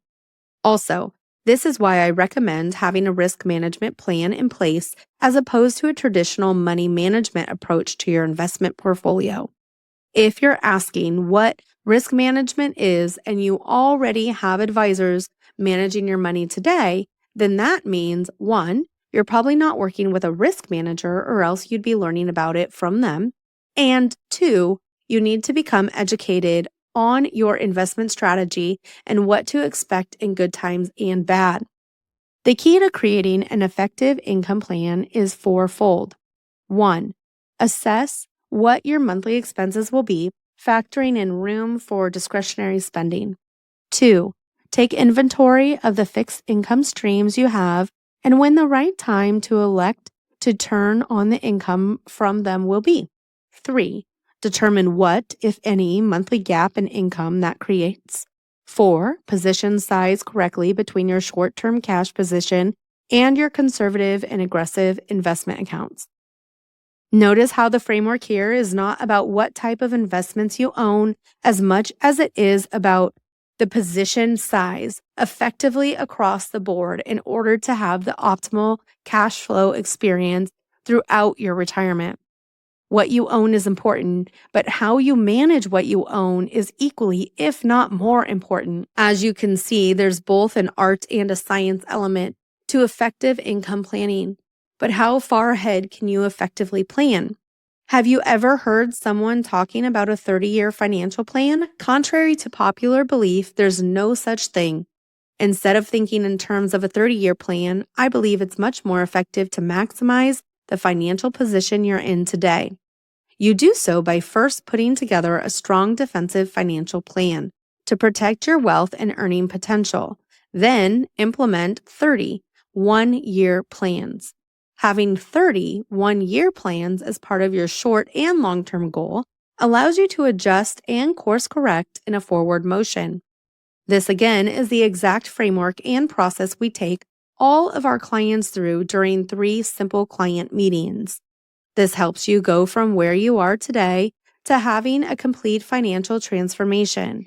It positions you and your assets in a manner to maximize the growth for your money and wealth positions you have to the highest level of monthly income possible. This will also potentially reduce your taxes while protecting your wealth for you and your family. If you still have questions about how to craft the right plan for you and would like our help in doing so, feel free to reach out by using the link we provided and schedule a private consulting with my team. We're here to help. And you can access that at calendly.com/Rami Khalil/wealthop. The Asset Enhancement Account. Money is a tool. Ultimately, we can do one of 3 things with money. Spend it on maintaining our quality of life via paying expenses. Save it for emergencies, opportunities, or future goals like purchasing a home, investment property, education, or retirement, or give it away, donating or supporting causes we care about. When it comes to why most people are saving money in the form of contributing into retirement accounts or building a real estate portfolio in business initially, it isn't because they want to see a larger portfolio value.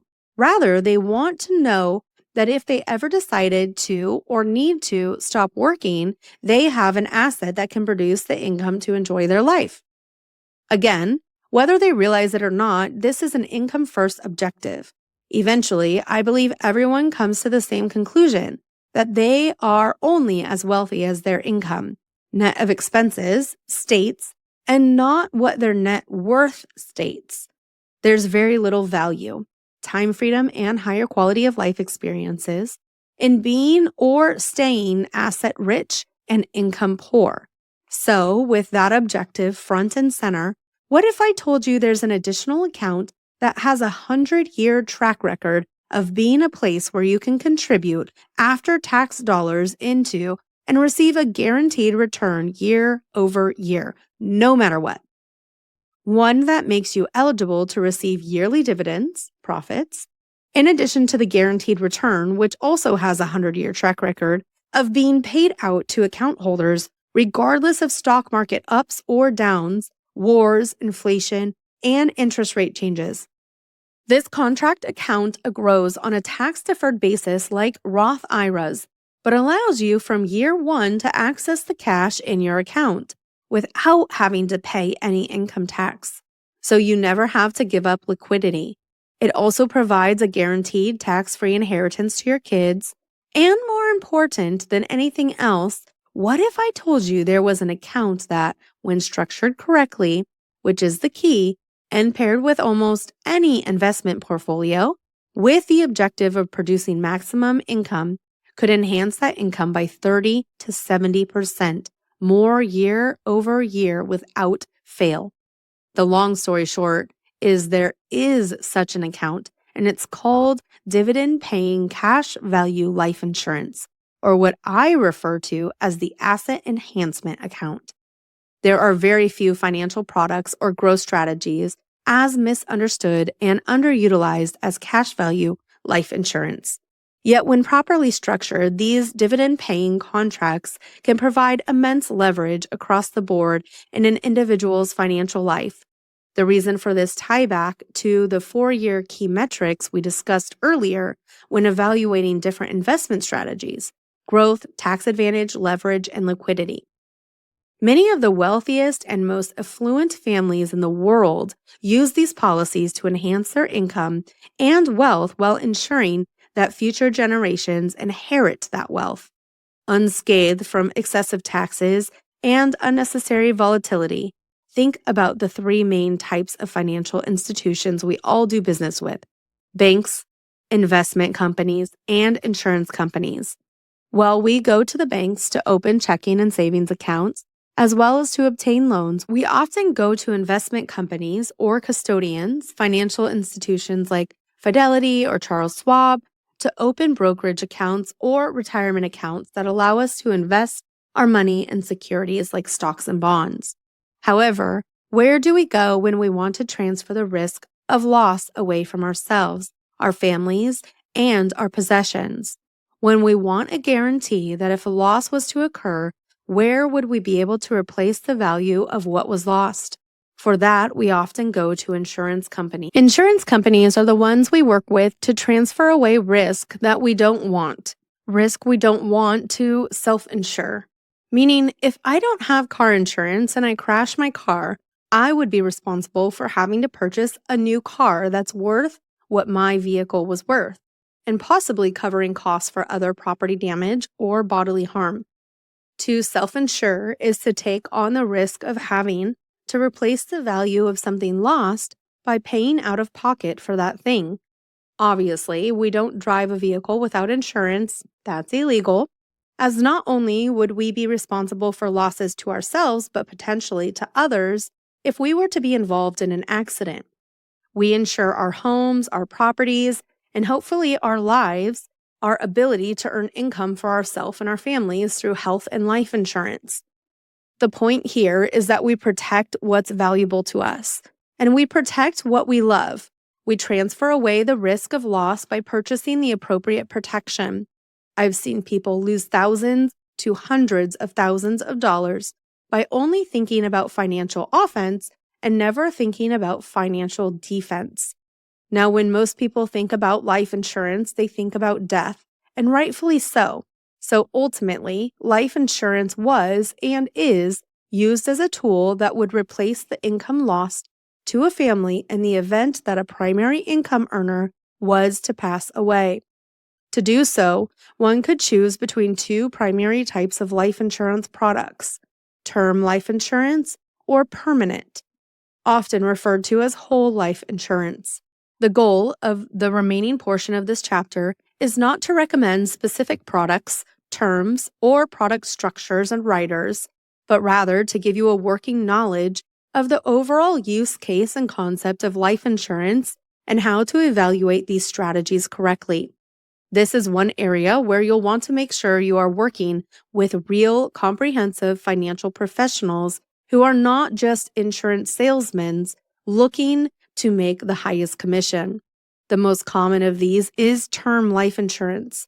Term life can be pretty simple and straightforward. For instance, oftentimes when purchasing term life insurance, what you're generally looking for is to obtain the highest amount of coverage at the lowest cost for the longest term possible. So let's say you qualify for a 30-year term policy, meaning the policy will last for 30 years for $1 million worth of coverage for a low cost. Then you know that if anything were to happen to you, your family would receive $1 million income tax-free payout so long as the coverage was in force. At the end of the term, in this case, 30 years, if nothing has happened to you and you outlive the policy, then the $1 million policy would expire and you would no longer have any coverage. So after the 30th year, you would be self-insuring. There's actually a popular thought process that many people promote and many subscribe to called buy term and invest the difference. The idea is buying term insurance and just investing the difference of cost between term and whole life into assets that can grow over those 30 years.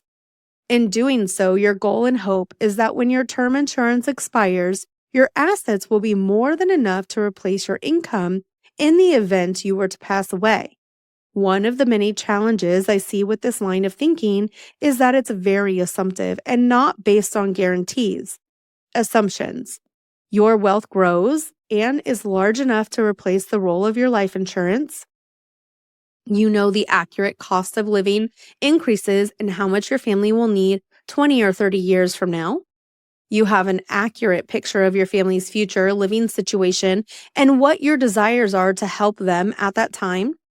Nothing happens to you in your ability to continue to earn income and build wealth in the meantime. You will have assets large enough to provide for your family, and the list goes on. For me, if I can transfer away the risk of the unknown and put guarantees in place for my family and our ability to have income and wealth, then why would I not do that? Ultimately, you'll have to decide for yourself what philosophy you subscribe to. But the other way to transfer the risk from your family, your assets, and yourself is through permanent life insurance. Permanent life insurance, or whole life, is a type of life insurance policy that does not expire. This means the policy will last your whole life, ensuring that at some point wealth is going to be transferred to your spouse or beneficiary. Think about that for a second. While whole life no doubt has a higher premium, we'll get to that in a second.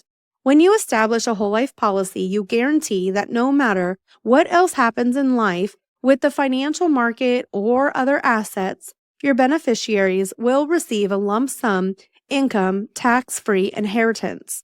That is a powerful generational wealth insurance plan. Now, beyond that, if you were to compare $1 million 30-year term policy to $1 million whole life policy, you'd immediately see that the cost for whole life would typically be substantially higher quotes in monthly premium. Let's say, for instance, you get a quote for a 30-year term insurance with $1 million payout and monthly premiums are $150. You also get a quote for $1 million whole life policy at $600 a month. One might think, why would I pay $450 more a month for the same amount of coverage? And although in both examples the death benefit is the same, that is where its similarities end. Term insurance is like renting a home. As long as you pay rent, you get to stay in the home, where whole life insurance is like owning a home. While you could spend 30 years renting and diligently paying, at the end of it, you own no equity, are entitled to no appreciation, and do not get the full leverage of the tax benefits of ownership. When you own the home, however, it may cost you more, but you are building up your wealth in the equity, appreciation, and tax advantages of ownership. When we rent a home, it's classified as an expense, Although for self-employed business owners, they may be able to deduct a portion of it. Whereas when you own a home, your home is classified as an asset, albeit may not be a cash producing asset. With term insurance, it's simply a conversation of cost, coverage, and time frame, meaning how can I get the most amount of insurance for the longest term possible at the lowest cost possible. With whole life, it is not a conversation of cost and coverage, but rather a conversation of structure and funding. So you cannot compare term insurance to whole life because they are not the same. Whole life also has additional benefits and leverage to your overall wealth plan that term insurance does not offer. Dividend-paying whole life insurance is an insurance contract that can be structured to either focus on maximizing the life insurance life value itself, or it can be structured to focus on maximizing the cash value growth of the policy. The cash value inside of a whole life policy is the account that comprises your contribution, the guaranteed return, and the dividends paid out to you as a policy holder. FYI, from now on, I may use the terms cash value life insurance and dividend paying policy, and they refer to certain types of whole life insurance policies. This account, like a Roth IRA and a traditional IRA, grows on tax-deferred basis. However, unlike traditional or Roth IRAs, both the contribution and interest can be accessed prior to you being age 59 and a half without a penalty from the IRS. Also, when structured correctly, the cash value inside a whole life policy can be accessed without triggering a taxable event by using the loan provision. It's worth stating that depending on the life insurance company being utilized, you may be able to take advantage of accessing the cash value by using the loan provision. And the interest rate on the loan is less than the total return to the cash value on account. This could give you the ability to earn interest on money you have pulled out as a loan to yourself to use for other things, meaning you may be able to save and use money at the same time while still earning interest on the money that you're loaning out to yourself. In the banking world, that's known as fractional reserve lending, where a bank can make more than one loan for every dollar they have on deposit. While there are several additional benefits to a whole life insurance policy, the overarching concept is that it's a vehicle that does two important things. One, it guarantees an income tax-free inheritance to our heirs. And two, it allows our money to consistently grow in compound interest without having to sacrifice accessing the money in case other opportunities to increase our wealth come up. I've seen use cases for clients where we've analyzed the goals and finances. They open up a dividend-paying policy as opposed to overfunding a retirement account beyond an employer match to create an after-tax asset for tax-free income down the road. Or they leverage a policy to help enhance the income that can be accessed from a pension maximization. I've seen times where instead of funding a 529 college account, cash value life insurance makes more sense, as it does not stipulate money can only be accessed without taxes and penalties if it qualifies as an educational expense. And what about reverse mortgages? We've had clients who were able to leverage the proper use of a reverse mortgage to increase tax-free income while still maintaining complete ownership of their home and ensuring their beneficiaries will inherit the home. They've done so by utilizing a reverse mortgage in combination with a life insurance policy to cover the value of the home through death benefit of policy. The point is, each one of us may be in a different position and have different goals or objectives when it comes to our financial lives. While that is true, I've seen many times that leveraging an account that has a guaranteed payout, tax-favored, consistent growth, and the ability to open up the income opportunities from other assets simply makes sense to consider as part of many people's plans. The key to getting the highest and best use of a policy like this is making sure you are clear on your financial objectives, and then evaluate the different structures of a whole life policy to decide whether or not the strategy belongs in your wealth plan. Even the major financial institutions like banks own hundreds of millions of dollars worth of cash value life insurance, referred to as BOLI, bank-owned life insurance. Wealthy families leverage these policies too, and even major corporations own variations of this strategy. The key is proper structure and funding of the policy, as improper structure and funding will lead to the strategy breaking down quickly. Life insurance overall deserves an objective assessment, as it may be part of the key to unlocking your ability to increase your wealth and income while reducing the risk and time it may take to become financially free. Here is your Wealth Op debrief. Looking back over Chapter 6, you can see the overarching themes referred to structure. Regarding your financial assets, there are many different ways to structure your retirement and assets, allowing you to meet your objectives, including freedom in retirement and properly transferring wealth to your loved ones. This is no different than how you would structure equipment or vehicles at a major fire scene. The location of engines, truck companies, rig teams, rescue, major hose lines, traffic control, roof teams, etc. is critical to the success of your mission. Have you ever been on a fire scene and observed a confused citizen drive over your 5-inch supply line as you think to yourself, what the F is this guy doing?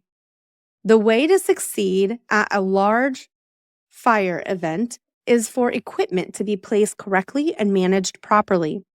Each member to know their role and properly execute their missions, and for each moving piece to work in alignment with the overall mission.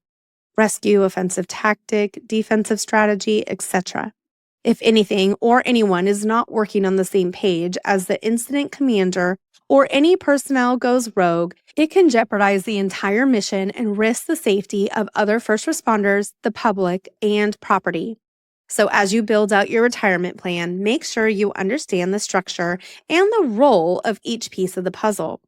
Each piece needs to work alongside other pieces to achieve the same overall mission. Now, I realize this can seem overwhelming, and even with the best of intentions, you may not even be sure how to make this happen. Well, this goes back to the preceding chapters. Advice to ensure that you have the right team in place to support you and help you achieve those goals. It's very similar to a large fire scene. The commanding officer who arrives first might be a fire captain. However, very quickly, he will be receiving help from the battalion chief, and they would be receiving help from a higher-ranking commanding officer. This is important because even though that fire captain arrived first, he still has the support of higher-ranking officers with more experience and likely more training coming behind him to offer support and counsel as needed. So, back to you. Make sure you handle this step ASAP, as your financial foundation structure is very important. A weak, small structure only allows for a tiny house that could crack over time. A large, sturdy structure allows for numerous levels to be built upon it without risk or fear of the house crumbling down the road.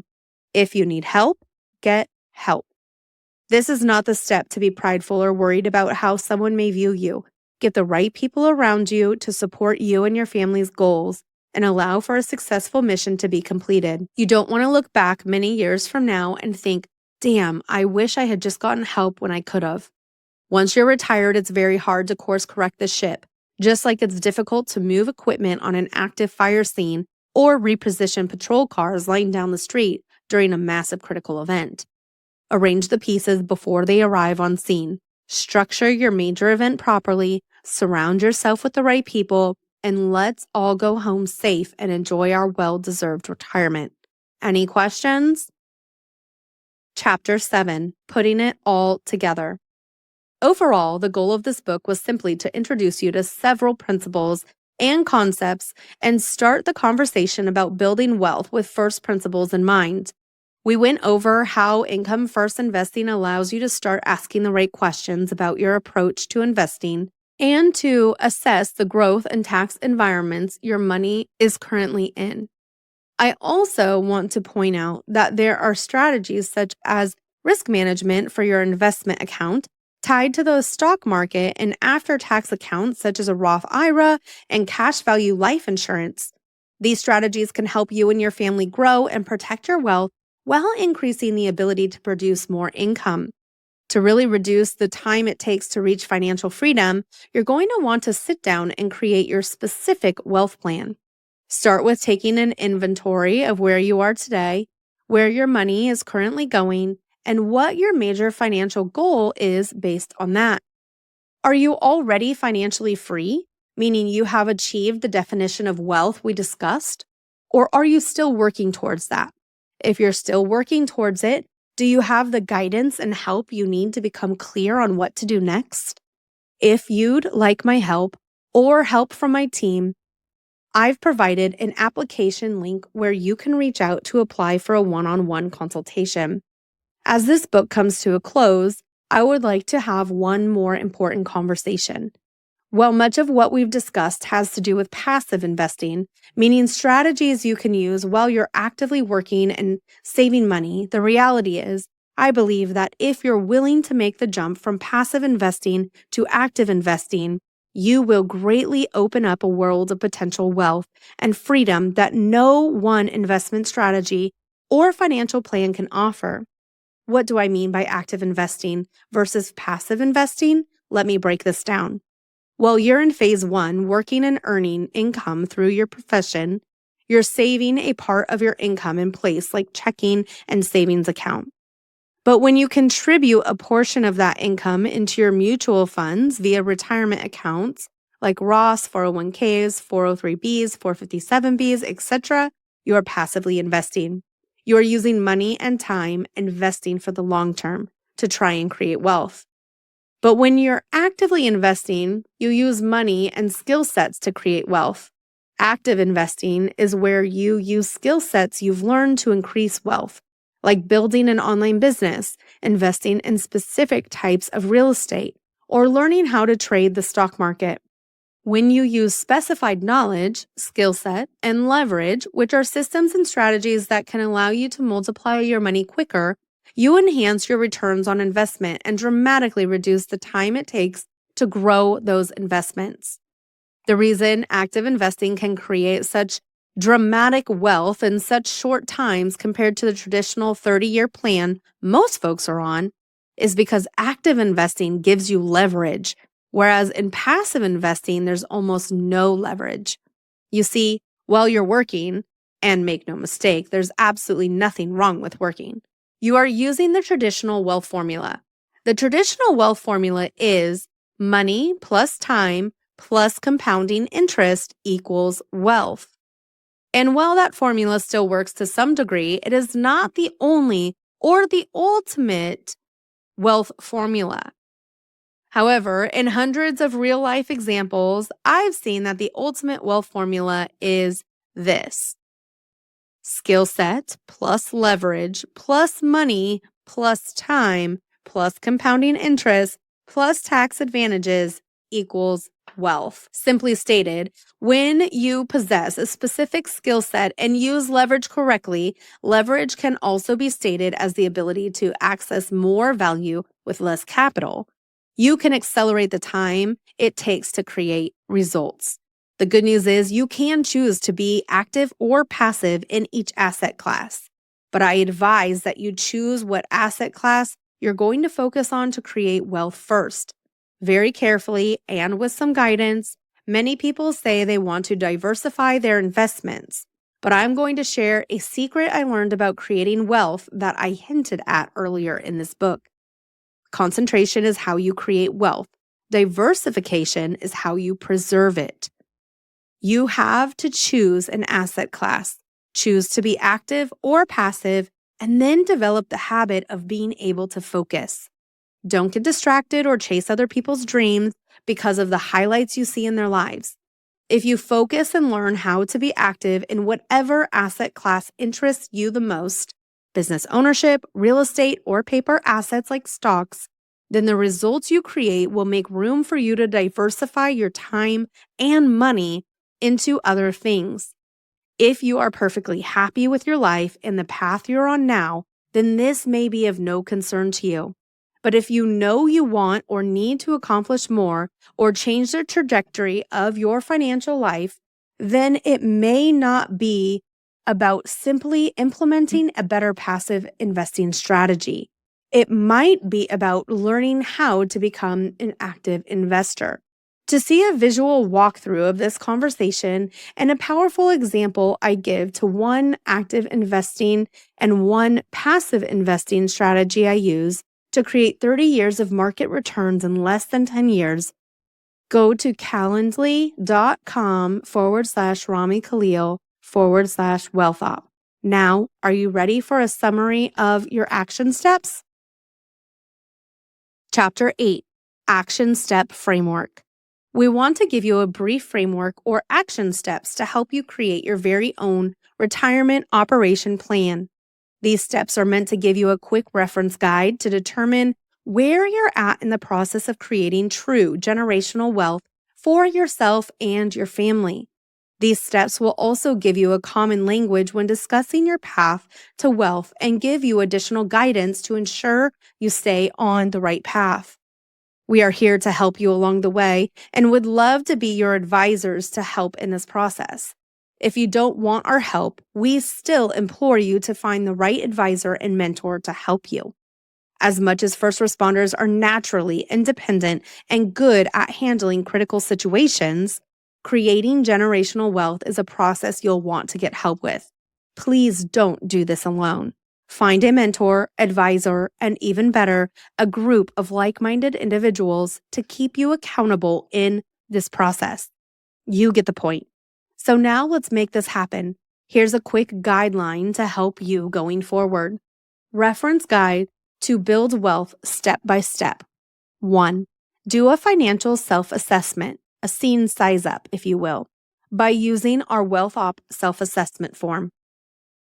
If you need access to that, please email michael@thewealthop.com. Ensure you are implementing protection first by connecting with a WealthOp advisor and reviewing your current financial defense plan, life insurance, term, whole life, umbrella policies, etc. 3. Create an income first wealth plan for growth and cash flow, risk management, income planning. 4. Establish a right tax strategy to keep more of your wealth pre-planned op. 5. Create a transfer plan for your beneficiaries, wills, and trusts. 6. Create your 10 years or less wealth plan and choose your vehicle, real estate, options trading, other businesses that create positive cash flow, etc. 7. Put together a team of financial professionals and have regular check-ins, at least twice a year minimum, to see that you're accomplishing the necessary goals to move forward faster while developing your skill set as a wealth builder. Ultimately, I hope this book has helped serve you in your journey to build your wealth. It is my hope that you stuck with it until the end, and if so, I congratulate you. You've not just made it through, but you've developed a powerful habit of finishing what you start. Do not hesitate to reach out for help along the way of your journey. I hope you accomplish all of your goals in life and truly become wealthy. Overarching principle. I've heard it said, the purpose of our life is not the attainment of happiness, but if we obtain the main purpose, then we become happy. The true purpose of life is the building of character and the obtaining of wisdom throughout overcoming adversity and obstacles. Chapter 9, Encore Chapter. Well, you did it. You read the Retirement Op Plan, the book written by first responders specifically for first responders. You are now in a very small percentile of people who actually pick up a book and read it in its entirety. Even better, you're already on your way to actively implementing the habits of billionaires who read an average of 60 books per year. Yes, only 59 to go. However, you may have numerous questions for us and feel overwhelmed with the information you just read and how to start this plan of generational wealth. It is a big new concept for many people, but take a breath and realize This is a normal feeling after consuming content like this. Even better, take a moment to be proud of yourself for reading through this book. Yay! You may be asking yourself, now what? Well, as we discussed above, the best way to fully implement a financial wealth plan modeled specifically for your life is to meet with a financial advisor and put the right pieces in place for your very own wealth op plan.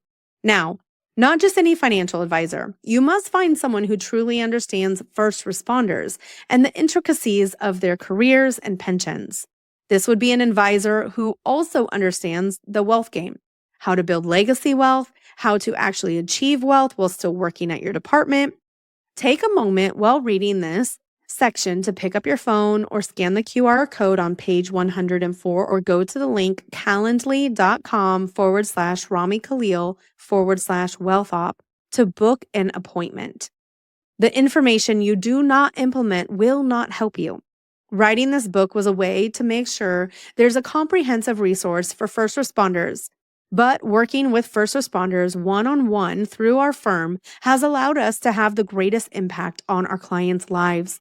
Ensuring that these strategies get implemented correctly. Again, click the link below or go to calendly.com/Rami Khalil/wealth to schedule your appointment.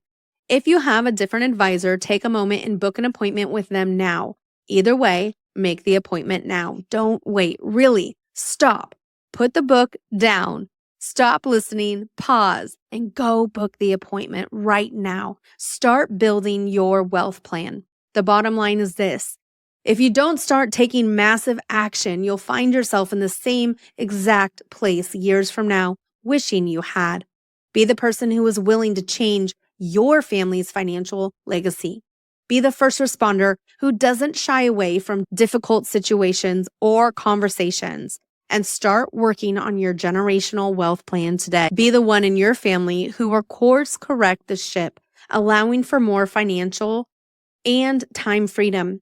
Lastly, be the person who fiercely fights for their future and shows those around them it can be done. Open this book, book your appointment, and allow us, the first responders advisors, to help you retire in 10 years or less. Don't pause, hesitate, or stall.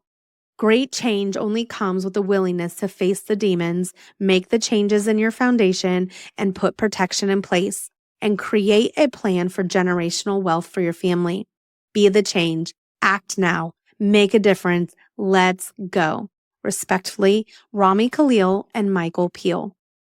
Author bio, Rami Khalil. Rami Khalil was born in Freetown, Sierra Leone, a country in West Africa.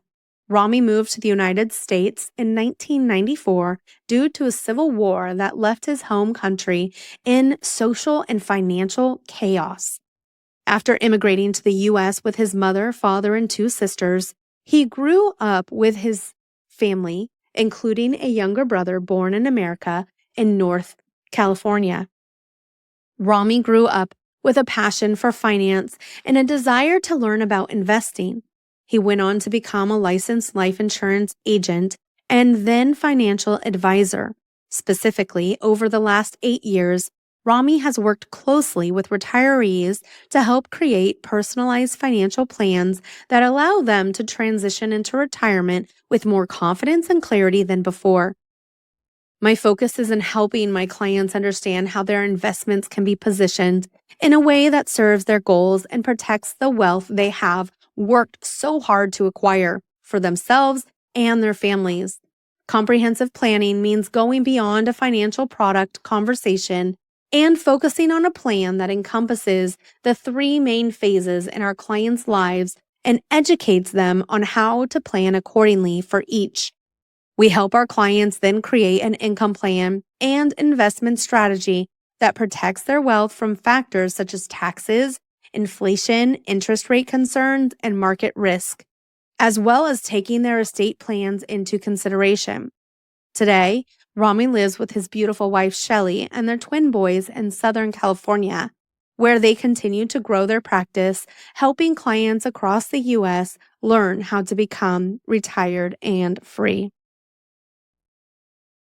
Author bio, Michael Peel. Author, Michael Peel is a first responder, business owner, teacher, and lifetime student. Most importantly, Michael is husband to his wife, Holly. Hi, that's me. And 16, well, now 18 years of marriage and a father to his son, Micah. He believes family must come first always. Along with the belief of family first, he also believes people have a duty to their families to be successful in life, build generational wealth for their families, and create a legacy for later generations to follow. Initially, starting his career in the financial industry, Michael worked in the Bay Area of California, helping high net worth individuals and nonprofits with their tax and accounting needs. He transitioned to starting his own tax and accounting firm while simultaneously entering the self-storage business with commercial real estate. Soon after, Michael accepted the position of Chief Financial Officer and helped to build a $75 million company with over 200 employees. At age 31, Michael decided to transition into a career he always wanted to pursue. He was accepted to his only choice of departments, and for the next few years was trained extensively in police, fire, and EMS services. He was fortunate to be involved with specialized units such as SWAT, surveillance teams, and now detective. He served as a field training officer for his department, and he was accepted to the esteemed position of treasurer for his union's executive board. And just ad-libbing here, helped close the largest contract negotiation their city has ever seen being implemented this year. Yay, go team, go. Supported by a loving and understanding family, Michael has not only ensured their financial well-being, thanks babe, but also has dedicated himself to empowering other first responders to achieve generational wealth.